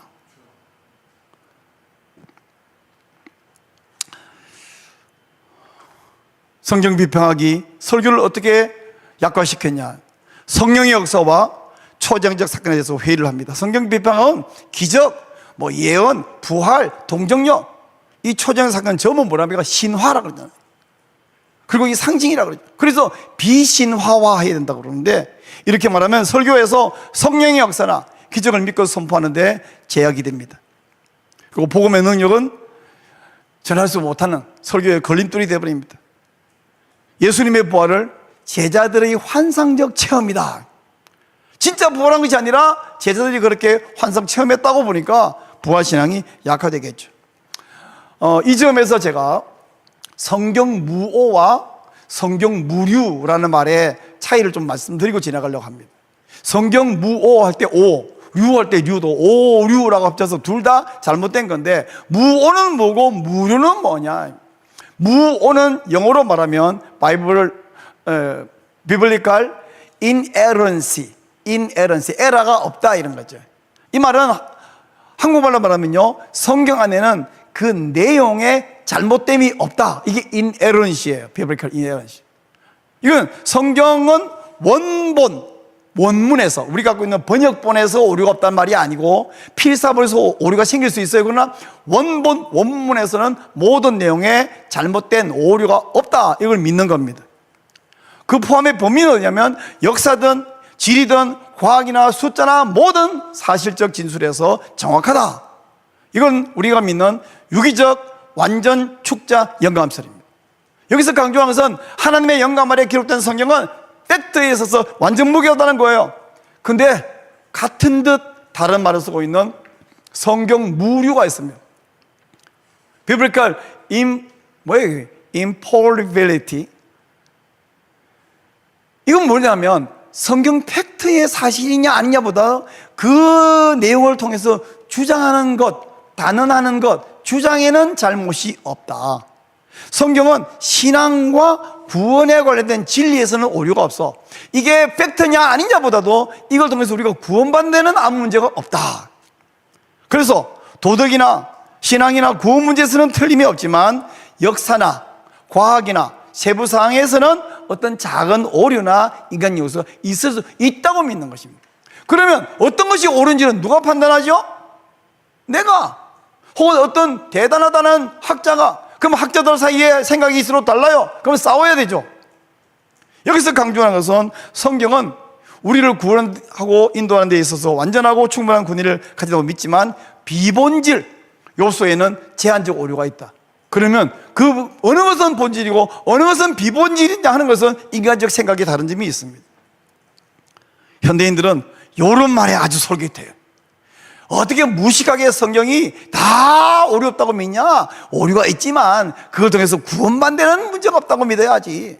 그 한 예가 유신제도론 같은 것도 있어요. 이 성경 무료하고 조금 빗나간 이야기입니다만은 유신제도는 어떻게 보이지 않는 하나님의 창조에 대해 믿냐? 하나님은 믿되 지금 봐라 진화가 얼마나 과학적인데 사실 과학적 아니거든요. 이런 진화되는 방법을 통해서 과정을 통해서 하나님이 창조하셨지. 이런 말에 조금 공부했다는 사람들이 관심이 많아요. 그런데 참 안타까운 것은 WEA는요 성경 무류를 주장하고 있어요. WEA가 뭘 주장하는가? 가장 최근에 저에게 사랑의 교회에서 2025 WEA 서울총회 뉴스레터 제2호를 우편으로 보내왔어요. 그 8번째 페이지를 제가 복사해 왔습니다. 이렇게 말했어요. WEA는 성경의 권위를 어떻게 인정하나요? 그래서 WEA는 성경의 절대 권위를 분명하게 인정합니다. 이는 WEA의 7대 신앙 고백으로 명시되어 있으며 성경은 무료하다고 고백하고 있습니다. 무오하다고 고백하는 것이 아니라 무료하다고 고백하는데 또 이 뉴스레터 제2호의 한 부분에서는요 피터 릴백이 웨스트민스터 신앙국 총장이라고 나오면서 이 사람이 이 WEA에 참석한다고 본인이 편지를 보냈더라고요. 설마 거짓말 편지를 이 속에 넣은 건 아니겠죠? 왜 피터 릴백은 WEA 총회에 참석했다는 것인지 저는 알 수가 없습니다. 이 사람 제가 만날 길도 없고 왜 그런지 제가 쫓아가서 따질 수도 없고 참 답답합니다. 자, 여러분, 5번째로 성경 비평하기 설교에 적용되면 어떻게 되는가 좀 살펴보겠습니다. 첫째는요, 월터 브루그만의 사회수사학적 비평 방법론. 하여튼 이분들은 어려운 말을 만들어내는데 귀재들이에요. 사회수사학적 비평 방법론. 사회도 알겠고 수사학도 알겠고 비평도 알겠는데 연결시키면 무슨 말인가? 사회학적 성경 해석의 전제는 구약 내러티브에 등장하는 인물들의 사건을 역사적 사실이 아니라 문학 작품을 통해서 구성된 인물이다라고 보는 거예요. 무슨 말인가 좀 더 설명할게요. 이 월터 브루그만은 사무엘상 3호에 등장하는 다윗 이야기에서 다윗이 역사적 인물이었냐? 아니, 다윗의 역사성은 존재를 부정하면서 후대의 편집자에 의해서 각색된 다윗이 여기 기록됐다고 주장합니다. 예를 들면 다윗과 골리앗의 전투 현장을 볼 때에 이 본문 편집자가 독자에게 전달하려고 했던 사회 수사학적 의도, 소시오 레토리컬 인텐션을 발굴해내는 데 집중했습니다. 그럼 무슨 말이냐면 다윗이 언급한 고음과 사자도 내가 이겼습니다 할 때 이 고음과 사자는 진짜 짐승 고음 사자가 아니라 변덕스러운 정치적 힘을 뜻하는 것이다. 그리고 골리앗은 바로 그 고음 사자 등의 야수들의 구체적인 형상이 골리앗이라는 거예요. 그래서 왕정 시대에 저 밑에 있던 하층민으로 저 들판에서 양이라고 했던 그 다윗이 기득권층 고음이나 사자처럼 힘센 세력, 그 기득권층과 타협을 거부하고 그걸 물맷돌로 물리쳤던 것처럼 오늘날 신자들도 세상이 제공하는 경제적 번역, 착취와 부조리를 거부해야 됩니다. 이렇게 설교하는 거예요. 얼마나 은혜가 됩니까? 왜 이 말에 주여합니까? 아멘 그래야지. 근데요, 잘못된 이야기를 하고 이렇게 잘못되게 말한다 하니까 여러분이 주여하지만 앞뒷말 다 빼고 이 말만 쫙 설명하면 성도들이 그렇구나, 그러면 그렇지. 지가 뭔 재주로 물맷돌 하나로 골리앗을 무너뜨려. 그런 의도를 그런 이야기에 담은 거구나. 은혜 받습니다. 이렇게 되면 성경이 다 픽션이 돼요. 설교는 관념론적 설득을 추구하는 가현적 설교가 되어버립니다. 가현설이 뭐냐면 예수님은 이 땅에 육체로 오신 거 아니에요. 육체로 오신 것처럼 보이신 것 뿐이에요. 예? 그냥 도케인이란 말에서 나온 도세틱, 그렇게 가짜로 보인 것 뿐이에요 하듯이 성경이 진짜가 아니라 이 성경을 통해서 이런 교훈을 받자는 거예요. 이러면 현대인들, 공부했다는 사람들이 고개를 끄덕끄덕 박수를 탁, 오늘 제대로 된 설교를 들었어요. 근데요, 그 따위로 설교할 거면 굳이 성경책 들고 설교할 필요가 없어요. 성경책보다 그런 교훈을 더 많이 담고 있는 것이 있습니다. 이솝의 우화도 있고요, 홍길동전도 있어요, 심청전도 있고요, 불경도 있어요. 그래, 얼마든지 그런 좋은 이야기가 많이 들을 수 있습니다. 우리나라의 한 유명한, 이런 말하면 다 알만한 한 설교, 한 목사님은 그 존 메가드의 자녀를 위한 기도문, 그걸 가지고 본문을 삼아서 주일 설교를 15편을 했어요. 그러니까 성경 본문이 안 필요하다니까. 어떤 거든 들고 내용을 구수하게 사람들의 삶에 도움이 되고 인간관계에 좋게 만드는 그런 설교를 할 수 있다는 거예요. 자, 두 번째 예를 하나 들어볼게요. 김재성 교수입니다. 한신대 교수. 가라지 비유의 설교 주제라는 논문을 써놨어요. 근데 이 속에서 뭐라고 이 논문에서 말하냐면, 가라지 비유에는 본래의 비유와 후대의 해석이 있다. 근데 본래의 비유에는 공존과 은혜의 중점을 두고 후대 해석은 심판에 중점을 둔다. 그런데 학자들 가운데 심판에 중점을 두는 해석이 있고 공존 은혜에 두는 해석이 있는데, 이 사람은 심판에 중점을 두는 해석을 비판합니다. 사실은 뒤에 이야기를 누가 다 붙인 게 아니라 둘 다 예수님 말씀인데 이 사람은 예수님 말씀을 비판합니다. 후대의 해석이 본래 예수의 말씀을 잘못된 방향으로 규정해 버렸다. 그러니까 심판의 중점의 해석은 잘못되는 거예요. 심판의 중점을 두는 해석은 본래 예수의 말씀과 후대의 해석을 구별하지 못하게 만든다. 그리고 선과 악을 분리해서 악을 심판하는 것은 예수의 다른 가르침하고 안 어울린다. 그러니까 이 후대의 해석은 잘못 갖다 붙인 거다. 여기에 중점을 두고 해석하면 안 된다, 이런 이야기. 그럼 어떻게 하자는 거냐면 공존에 중점을 두는 해석을 해야 된다는 거예요. 공존에 중점을 두는 해석은 무슨 말이냐? 가라지 비유는 나중에 불에 묶어서 태워버린다는 그 심판, 그보다도 앞에 가라지가 있지만 뽑아내지 않는 인내, 또 가라지와 볼이 사실은 함께 살아가는 공존의 이 비유에 초점이 있다는 거예요. 교회는 착한 사람들만 모여 사는 데가 아니라 선한 사람과 악한 사람이 다 함께 어우러져 두루뭉실하게 살아가는 그런 혼합체가 교회라는 거예요. 그러면서 여러분, 우리 안에 보세요. 여러분 안에도 악이 있죠. 여러분 주변에 좀 미성숙한 사람이 있죠. 그거 다 잘라내버리면 되겠어요? 함께 살아가야 되는 거예요. 이렇게 말하면 아주 은혜가 되죠. 가라지 비유의 이 핵심은 심판의 요소가 아니라 은총의 비유, 은총의 핵심이다.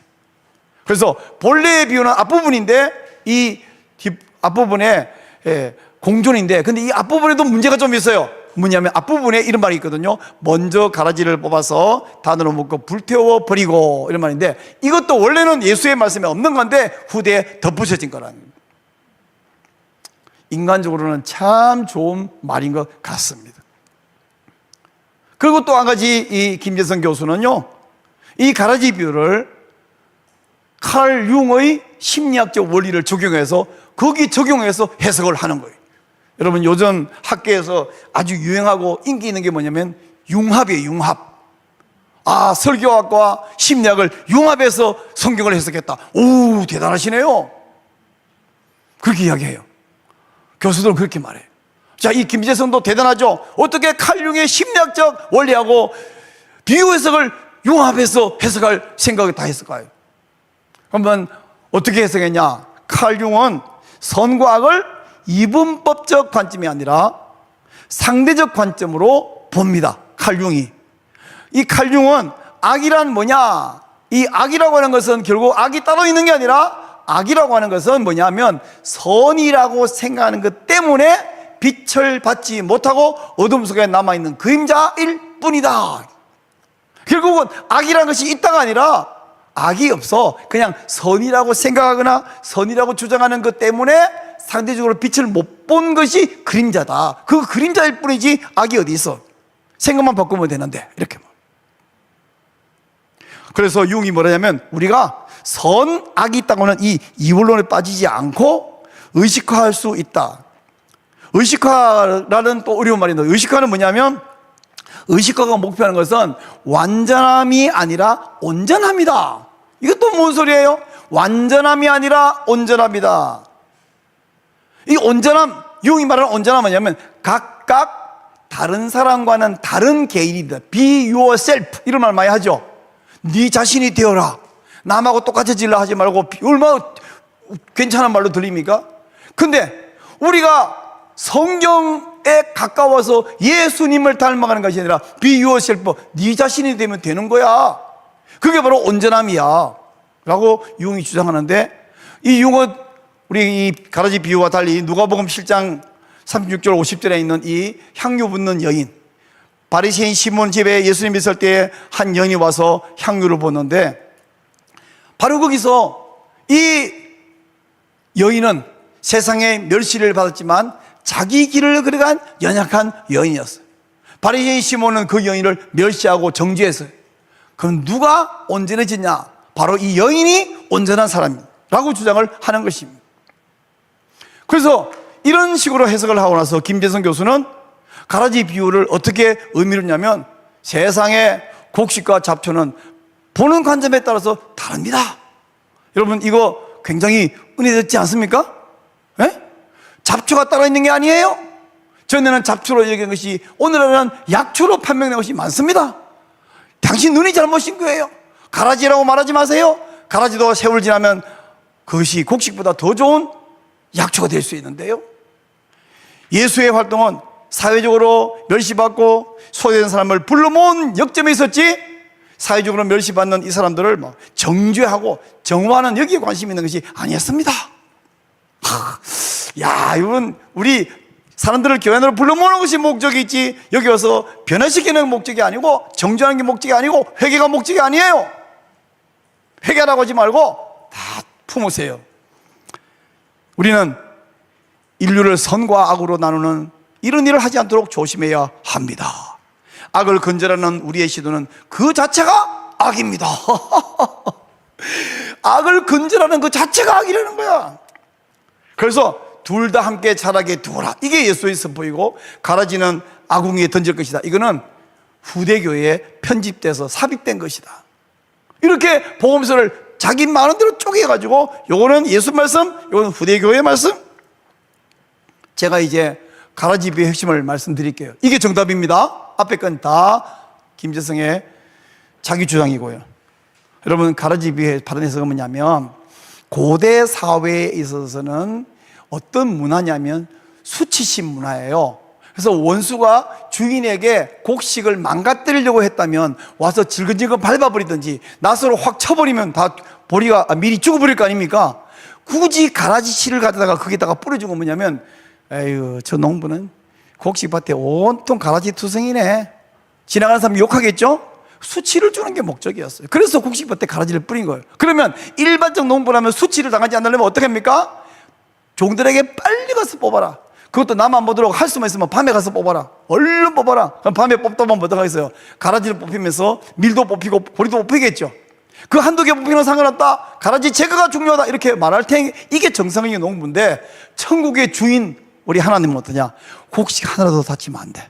그러니까 수치를 무릅쓰고 가라지를 제거하지 않고 곡식 하나도 안 다치도록 그냥 둬라. 마지막에 먼저 잘라가지고 불에 넣으면 된다. 이 말은 하나님께서는 우리 신자 한 명이라도 잃지 않으려고 당신께서 수치를 무릅쓰신다. 이게 바로 하나님의 자비로운 모습이다. 이게 가라지비의 핵심이거든요. 이거 하고 우리 다 함께 공존하는 것이 목적이에요 하는 것과 얼마나 다릅니까? 강일상 목사라고 있습니다. 이분이 대한기독교 서술 출판한 책에 마가복음의 기적 이야기, 여기서 이 강일상 씨가 뭐냐면 마가복음에 있는 17개의 기적은 기적이 아니라 기적 설화다. 설화, 신화 비슷한 말이죠 라고 명명을 합니다. 그러면서 이 강일상 씨 뭐냐면 마가는 복음을 믿으라가 아니라 복음 안에서 믿으라. 이것도 무슨 소리예요? 복음을 믿으라와 복음 안에서 믿으라 어떻게 다릅니까? 또 예수님은 나를 믿으라가 아니라 내 뒤로 오라라고 했다는 거예요. 이 책이요 무려 613쪽이라는 두꺼운 책입니다. 그래서 마가복음이 제시하는 예수님이야말로 교회적으로는 집단 이상의 모델이고 신앙인 개개인에게는 이상적 자아의 원형인 셈이다. 그리고 그러한 예수님의 삶에 참여하게 함으로써 우리의 이상적인 자아인 예수님을 닮은 자가 되게 하는 것이 복음서 기록의 목적이다라고 주장합니다. 이 사람은 역사 비평이라고 하는 시각으로 복음서를 대하는 학자들에게 마가복음서 속의 기적서라는 마치 삼국유사 혹은 그 속에 있는 당군 신화처럼 오랫동안 이물스러운 이야기로 취급되는 경향이 있기 때문에 말로는 기적설화라고 하면서도 해석하는 것을 보면 그 설화를 설화로 보지 않는 듯하다라고 이야기하고 있어요. 말이 되게 굉장히 꼬임이 좀 어렵습니다. 설화를 설화로 봐야 되는데 설화로 보지 않는 것이 문제다. 그들은 기적설화를 해석하면서도 곧잘 이 기적은 실제로 일어났는가, 실제로 일어났다고 믿을 수 있는가 이렇게 되묻곤 하는데 자꾸만 이게 사실이냐를 묻는다는 거예요. 설화로 봐야 되는데. 그리고 이 질문에 대해서 어떻게 대답에 따라서 믿음의 가부가 갈리기도 한다. 사실로 믿으면 신앙이고 사실로 안 믿으면 불신앙이다 라는 식이다. 이 말은 뭐냐면 자꾸 이게 사실이냐를 따져갖고 사실로 안 믿으면 불신앙으로 정죄하는 것이 문제라는 거예요. 이런 류의 이야기를 사실로 받아들이기 힘들다라는 그 불신앙이야말로 정직한 불신앙이고 그것을 사실로 믿는 그 신앙이 오히려 부정직한 신앙일 수 있다. 이걸 어떻게 믿냐 이거죠. 이 기적을. 그러니까 그거는 오히려 부정직한 신앙이라는 거예요. 안 믿어야 정직한 불신앙이고. 그러니까 이 사람이 주장하면 우리는 전부 부정직한 신앙인들이에요. 서로의 사실성을 묻는 것 자체가 어찌 보면 부끄러워해야 할 마땅한 무지의 소치이다. 이 말에 하면 우리 성경을 100%라는 말씀 믿는 우리 모두는 다 무지한 사람입니다. 아주 우리 보고 무지한 사람이라고 주장을 하고 있는 것입니다. 그러나 여러분, 이 성경 비평학 황혼입니다. 성경 비평학은 계속되지 않아요. 정현욱 목사라는 분이 있는데요, 크리스찬 북요스의 편집위원인데 이분이 성경 정말 하나님 말씀인가? 라는 책의 서평에 이런 말을 썼어요. 성경의 모순과 더불어 제기된 성경의 영감론은 자유주의 신학자들이 들이댄 이성의 메시지에 철저하게 해부되었다. 그러나 웬일인지 해부된 성경은 다시 부활했고 이전보다 더 강력한 신앙의 대상이 되었다. 이렇게 썼고요. 고등비평학은 실제가 아닌 가설에 의존하고 있었기 때문에 때문에 몰락했다. 고등비평은 더 이상 문의할 기반을 잃어버린 것 같다. 이렇게 말해놨어요. 즉 우리에게 희망이 있고 주의 은혜가 있다는 이야기죠. 자, 이제 마지막으로 성경 비평을 설교에서 대적해야 되는 사실 몇 가지를 좀 말씀을 드리려고 하는데요. 성경 비평을 대적하는 설교. 우리가 성경 비평학이 이렇게 생겨난 이 전체 1년에 수백 년간의 목표는 뭐냐, 그리고 성경 비평을 대적하는 중요성은 뭐냐. 비평학자들은 성경을 인간들이 편집한 문학 작품이라고 전락시켜버렸고요, 비평학을 수용하는 설교자들은 교회를 인간 공동체로 전락시켜버렸습니다. 성경의 신적 고대를 제거하는 비평의 목표는 교회와 온 세상에서 하나님 존재를 제거해버리는 것입니다. 그러므로 하나님을 되찾고 교회가 회복되고 신자가 살아가는 유일한 길은 성경 비평학을 대적하고 성경 권위를 수호하는 길이라고 단호히 말씀을 드리겠습니다. 16세기에 우리 존 칼빈의 주석, 제가 아까 말씀드렸어요. 주석이 사실은 그의 설교집이라고 할 수 있는데 결론부에 가면 자주 교황을 비판하는 것으로 적용해요. 기성전 교황 비판. 또 20세기에 위대한 설교자 로이드 존스는 이 설교의 말림의 중간중간에 자주 자유신학을 지적하고 공격을 합니다. 로이드 존스의 그 에베소서 강해, 역시 이 에베소 강해도 앉아서 기록한 주석집이 아니라 설교를 정리한 책인데 이 설교집에 자유주의 신학을 철저하게 공격하고 있어요. 그러므로 오늘날 신학 교수든지 강단 설교자든지 강의나 설교에서 성경 비평을 대적하는 공격적 설교가 반드시 필요합니다. 제가 몇 가지 좀 예를 좀 드리겠는데요. 에베소서 강의 영적 투쟁 부분에서 이런 이야기가 나와요. 그들의 주제는, 이 자유주의 신학을 말합니다, 역사적 예수였습니다. 그들은 이적들을 뽑아내 버렸으며 사실상 모든 초자연적인 요소들과 대적적인 속죄를 내버렸습니다. 그러면 예수란 무엇입니까? 그들은 이렇게 말하곤 합니다. 예수님은 세상에서 지금까지 알려져 있는 가장 위대한 종교적 스승이지요. 그의 가르침을 귀담아 듣고 그의 모범에 따라 행하려고 힘써 노력하면서 그를 따르도록 하시오. 만일 여러분이 이렇게 한다면 여러분 아주 훌륭한 그리스도인이 될 것입니다. 교리에 대해서는 신경 쓸 필요가 없습니다. 그건 중요하지 않아요. 중요한 것은 예수의 가르침입니다. 이렇게 말한다는 거예요. 또 로이드 존스는 다른 페이지에서 이렇게 말합니다. 오늘날 교회 안에 있는 혼란이 소위 오만한 학문의 결과만은 아닙니다. 그것은 마귀가 활동한 결과입니다 라고 말하고 있습니다. 사도들은 1세기에 그것을 알아차렸습니다.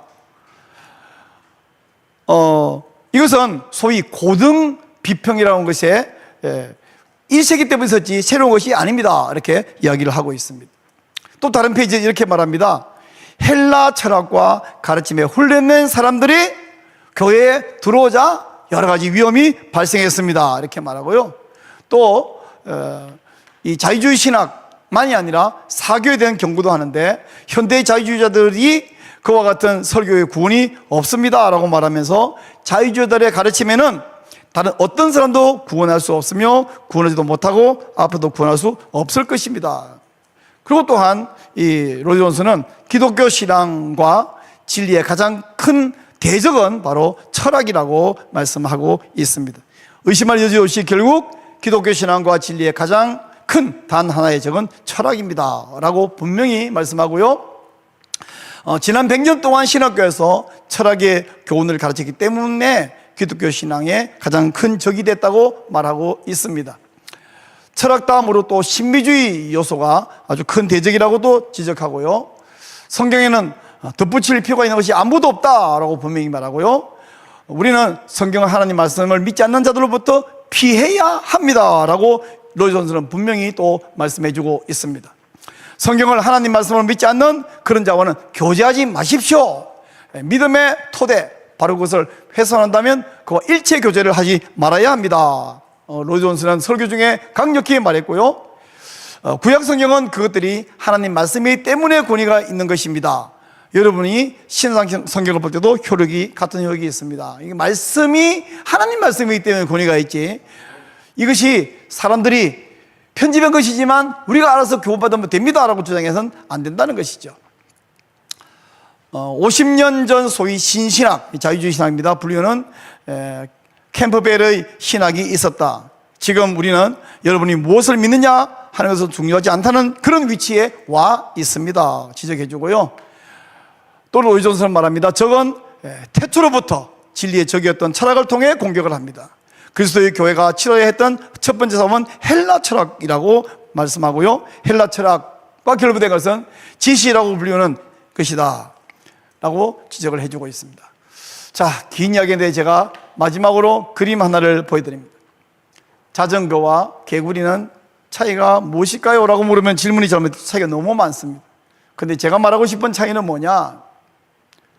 자전거는 분해해서 잘 닦고 청소해서 기름을 쳐서 다시 원래대로 조립하면 생생 잘 달려가는 자전거가 될 수 있어요. 개구리는 해부했다가 원래대로 결합하면 개구리가 아닙니다. 왜냐하면 생명체이기 때문이에요. 자전거는 분해도 되는데 개구리는 해부하면 안 됩니다. 이 자유주의 신학자, 성경 비평학자들은 지난 약 400년간 뭘 했냐면 생명인 하나님의 말씀을 철저하게 토막토막 해부하고 분해했어요. 그리고는 마지막에 한다는 소리가, 아유 너무 해부해오니까 이상하네요, 원래대로 해드릴게요. 그리고는 하나의 문학 작품이라면서 원래대로 원위치시켜 놓을게요. 우리 젊을 때 그런 말 했어요. 농담을 하면, 야 가지고 놀다가 마지막에 제자리가 떠나. 어른을, 높은 분을 가지고 놀다가 제자리가 떠난다고 되는 것이 아니죠. 하나님과 하나님 말씀을 마구 가지고 놀고 마주 토막치고 그러고는 원래대로 재결합해 놨습니다. 개구리는 개구리가 아닙니다.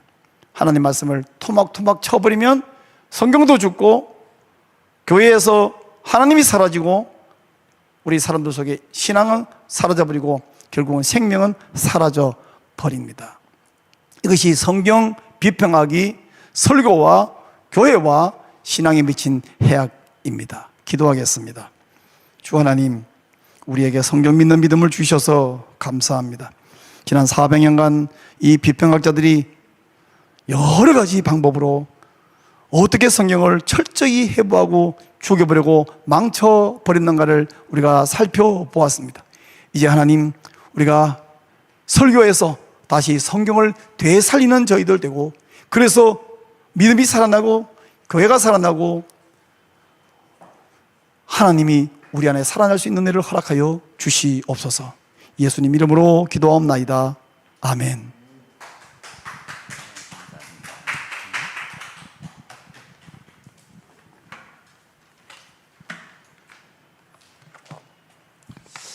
네, 여러분, 오늘 최광희 목사님이 또 성경 비평학이 설교에 미친 해악이라고 하는 아주 귀한 강의 해주셨습니다.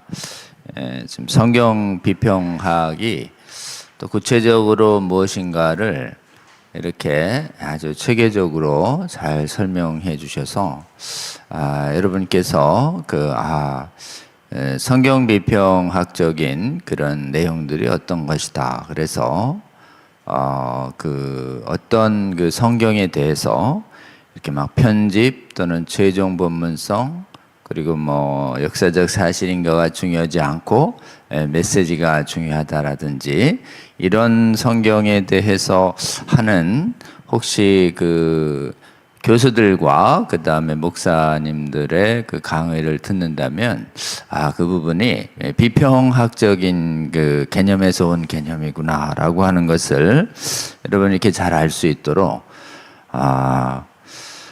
성경 비평학이라고 하는 것이 성경 해석학 또 성경 교리학 그리고 또 교회 역사의 다양한 부분에 걸쳐 있는 부분이라서 종합적으로 체계화하기가 쉽지 않습니다. 그런데 우리 최 교수님께서 이 강의를 위해서 아주 잘 정리해 주셔서 저도 우리 최 목사님의 성경 비평학을 이렇게 문학 비평, 편집 비평, 또 양식 비평, 역사 비평, 문학 이런 형태로 이렇게 잘 정리해 주셔서 잘 이해가 됐다 이런 부분들 한번 여러분 인식해 주시면 좋겠고요.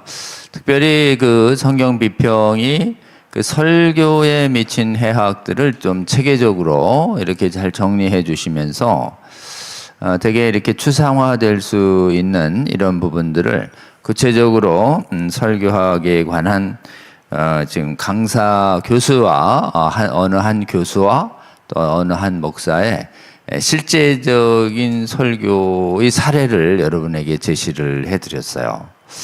그래서 얼마나 비평학적인 설교가 들을 때 자칫 잘못하면 큰 은혜가 되는가, 감동으로 오는가. 그래서 우리가 감동을 받는 게 중요한 게 아니라 감동은 비성경적인 메시지로도 얼마든지 또 하나님을 대적하는 메시지로도 얼마든지 우리에게 놀라운 감동을 줄 수 있다. 그러니까 이것이 성경적인 감동이냐 비성경적인 감동이냐 우리가 잘 구별해야 되겠다 이런 생각들을 좀 들었습니다.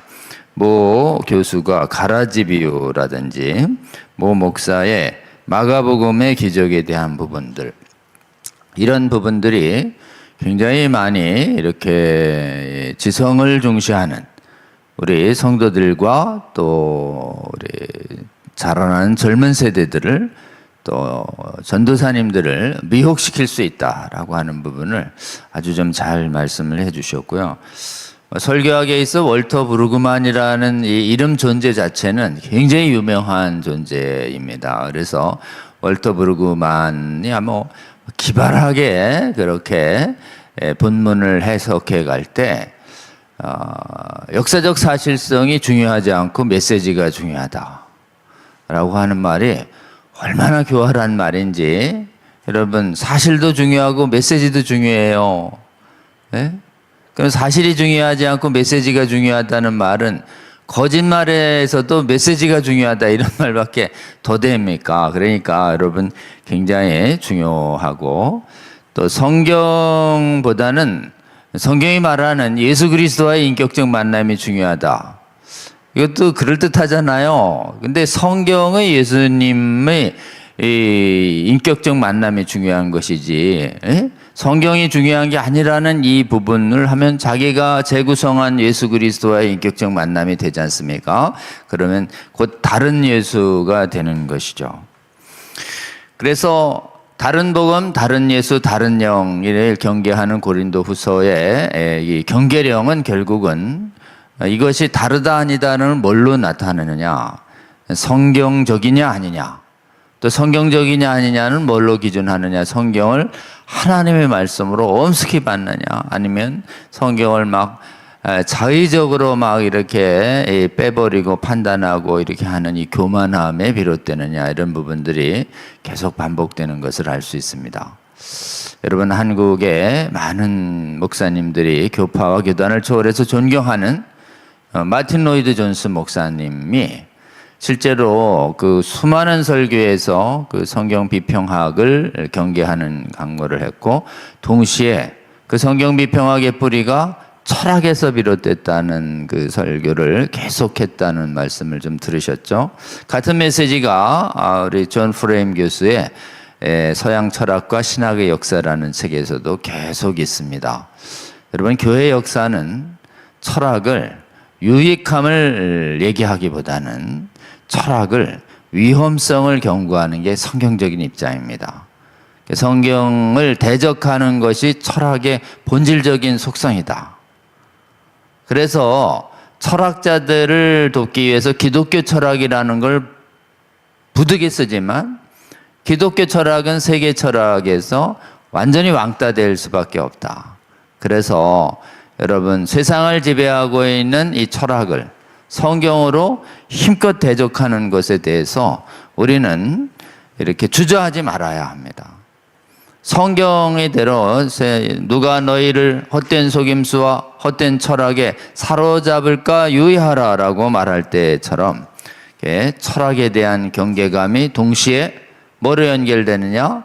성경 비평학으로 연결된다. 왜 철학과 성경 비평이 동일한가? 그것은 진리를 판단하는 최고 기준에 우리에게 주어진 하나님의 말씀이 아니라, 창조주의 말씀이 아니라 피조물인 인간이 생각하는 이성을 최고의 권위에 두는 그 전제 부분에서, 진리의 인식론적 전제에서 철학과 성경은 완전히 다르기 때문에 그렇습니다.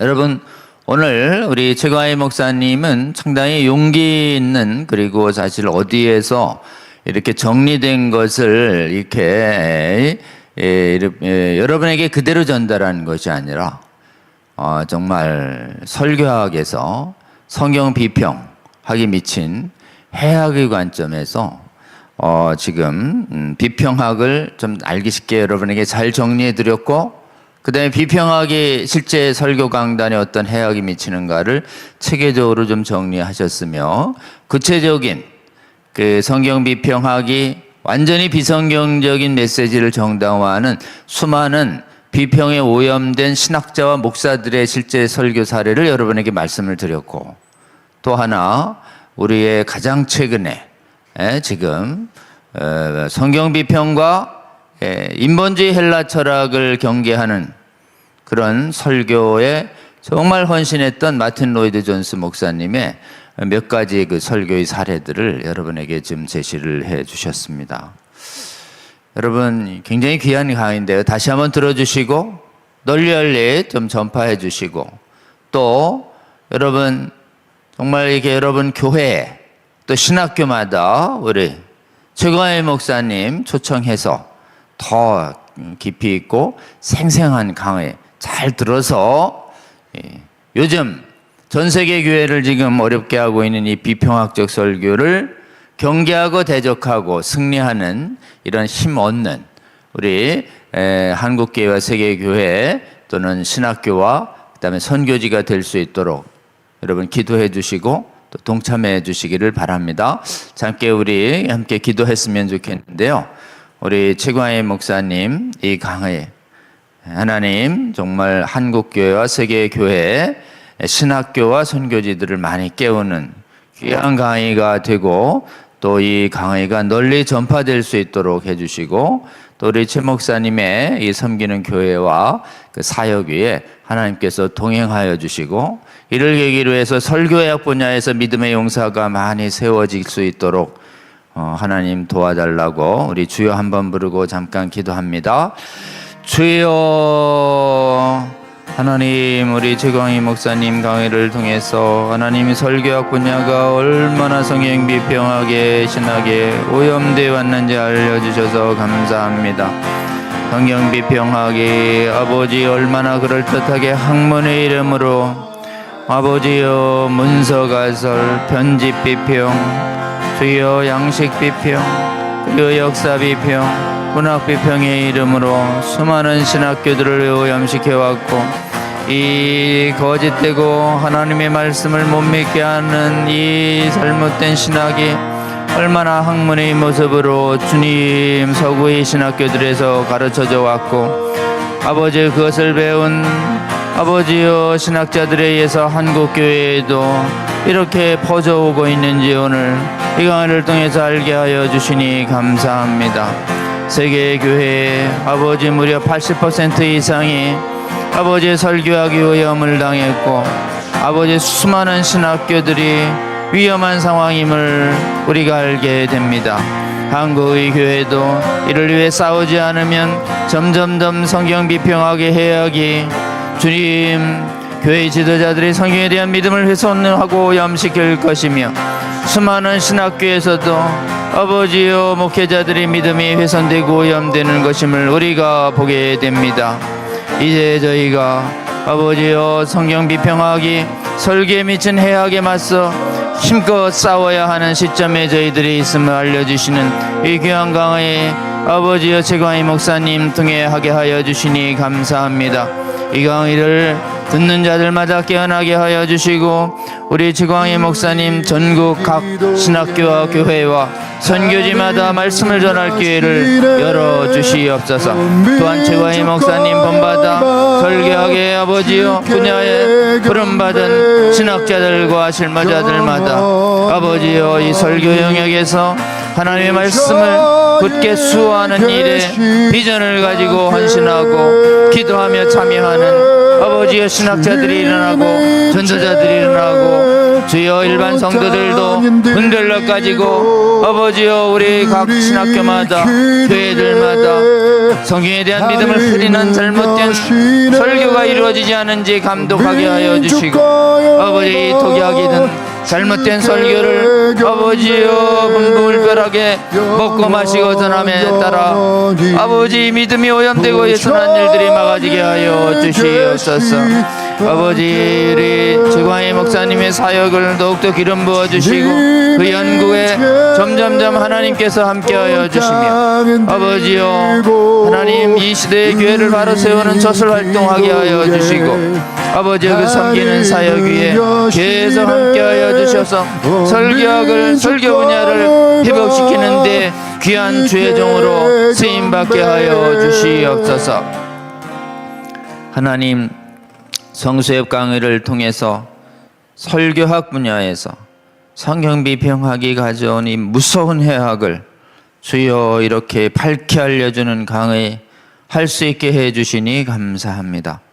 특별히 성경 비평 흉납적 설교가 서구의 교회들을 얼마나 심각하게 오염시키고 파괴시켜 왔는지 알려주시고 구체적으로 신학자와 해외의 유명한 신학자와 국내의 아버지 유명하다는 신학자와 목사들이 이 비평융납적 설교를 통해서 얼마나 수많은 사람들을 은혜와 감동이라는 이름하에 미혹시키고 있는 건지도 알려주시니 감사합니다.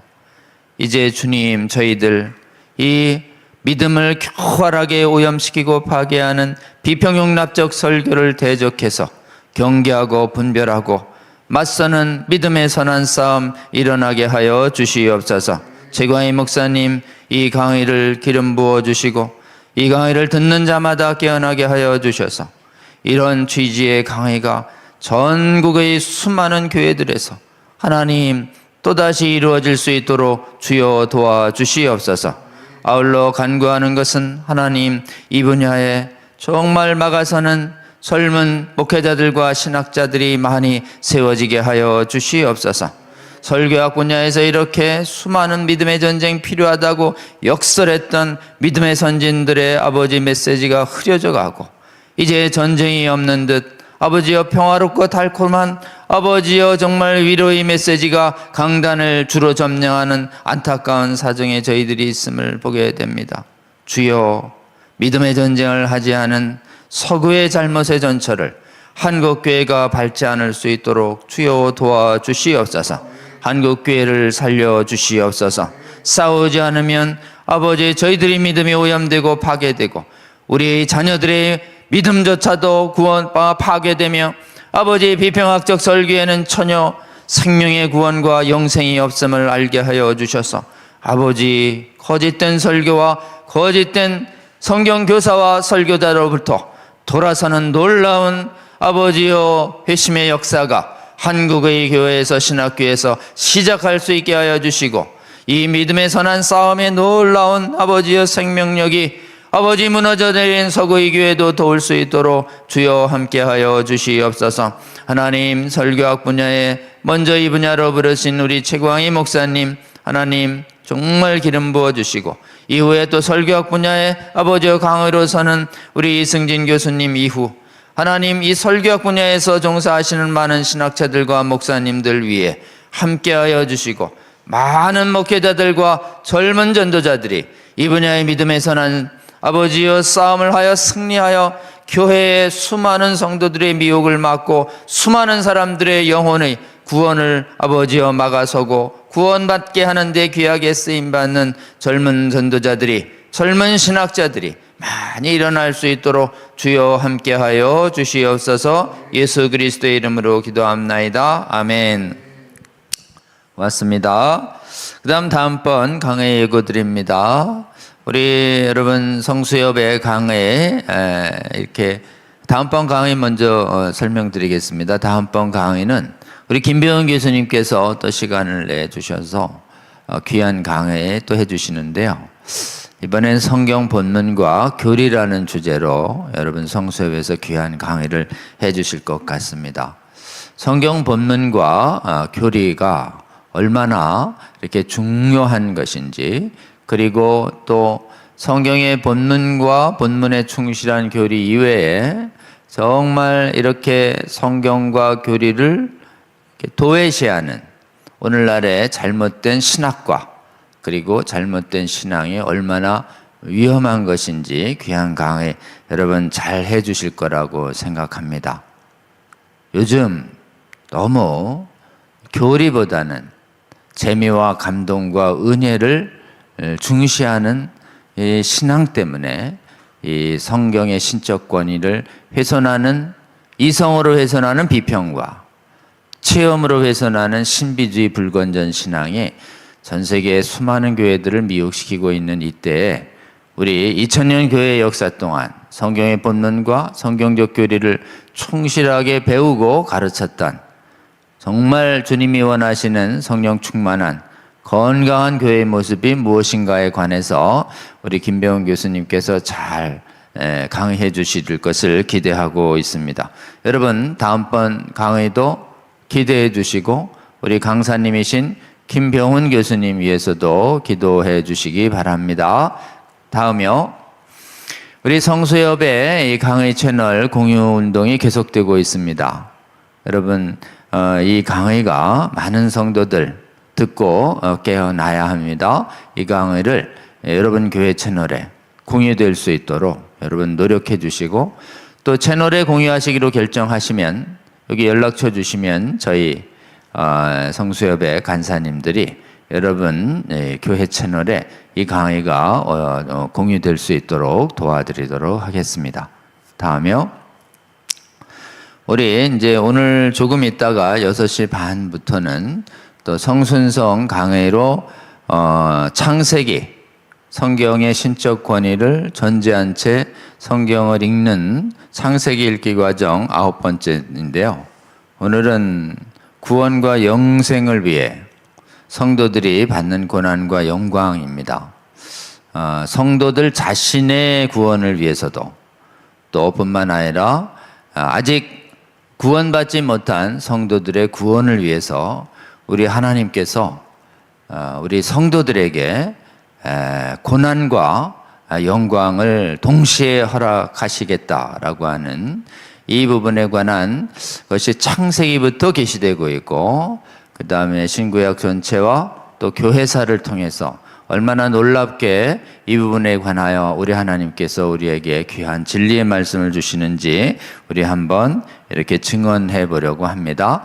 여러분, 6시 반에 있는 성순성 강의도 꼭 함께 해 주시고, 정말 우리가 제일 싫어하는 게 저 고난인데요. 영광만 받고 저 고난은 정말 피하려고 오시는데, 우리 믿음의 선진들이, 또 우리 예수님이, 우리 하나님이 우리에게 이 고난을 통하여 얼마나 놀라운 선물을 준비하고 계시는지 말씀을 통해서 우리가 정확하게 배우기를 원합니다. 그러면 고난을 도망가려고 하고 고난을 두려워하는 사단이 주는 잘못된 생각으로부터 돌이켜서 하나님께서 정말 구원과 영생을 위해서 고난을 주려고 할 때 우리의 믿음의 선진들처럼 또 사도들처럼 예수님처럼 기쁘게 고난을 받는, 세상이 이해할 수 없는, 세상이 도저히 이길 수 없는 성도들로 변해갈 수 있을 거라고 저는 믿습니다.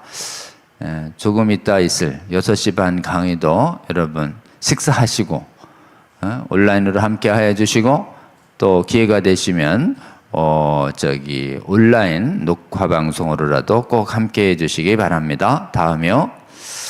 저희 기도합니다. 지금 전 세계의 보편교회 위해서, 교회의 성경 믿는 믿음 회복 위해서 우리가 기도합니다. 지난 시간엔 저희가 폭우 속에서도 우리 하원산 기도에 16명 이상의 분들이 오셔서 이렇게 기도했습니다. 여러분, 산기도가 특별히 은혜가 많이 됩니다. 특히 기후가 험난할수록 산에서 기도할 때 아주 하나님이 큰 은혜 주십니다. 여러분, 매주 목요일 8시 반 저희 청계산에서 기도하는데요. 여건이 되시는 분들은 함께 오셔서 각자 기도하고 합심 기도해서 여러분 기도 중에 하나님의 은혜 받으시길 바라고, 또 오시기 어려우신 분들은 여러분 일주일에 한 번쯤은 하나님이 원하시는 그런 산에 가서 하나님의 나라가 임하도록 하는 동일한 기도 제목으로 함께 기도해 주시기를 바랍니다. 저희들 하원산에서 올려드린 기도 제목마다 하나님께서 다 놀랍게 응답해 주셨고 또 앞으로도 또 응답해 주실 거라고 저희들은 굳게 믿습니다. 여러분 세계 정말 각처에서 교회의 성경 믿는 믿음의 회복을 위한 산기도회가 야외 기도회가 일어날 수 있도록 함께 기도해 주셔서 언젠가는 전 세계 각처에서 일어난 우리 하나님 나라 언약산 기도회 동지들이 함께 만나서 또 함께 기도할 수 있는 시간이 생기길 바랍니다. 여러분 언약산 기도회 꼭 함께 해주시길 바랍니다. 다음이요. 네, 오늘 긴 시간 우리 40일의 강의 이렇게 함께 해주신 여러분 감사합니다. 오늘은 특별히 설교학 분야에서 하나님께서 최광희 목사님 통해서 굉장히 귀한 강의, 세계 어느 곳에서도 들어볼 수 없는 설교학 분야에서 비평을 대적해서 힘껏 싸우라는 정말 귀한 강의 이렇게 해주셨습니다. 다시 한번 들어주시고 널리 전파해 주시고 다음 시간에 우리 또 성수협 강의의 정기강론 시간에 여러분 함께 해주시기 바랍니다. 지금까지 함께 해주신 성도 여러분 감사합니다. 고맙습니다. 다음 시간에 뵐게요. 감사합니다.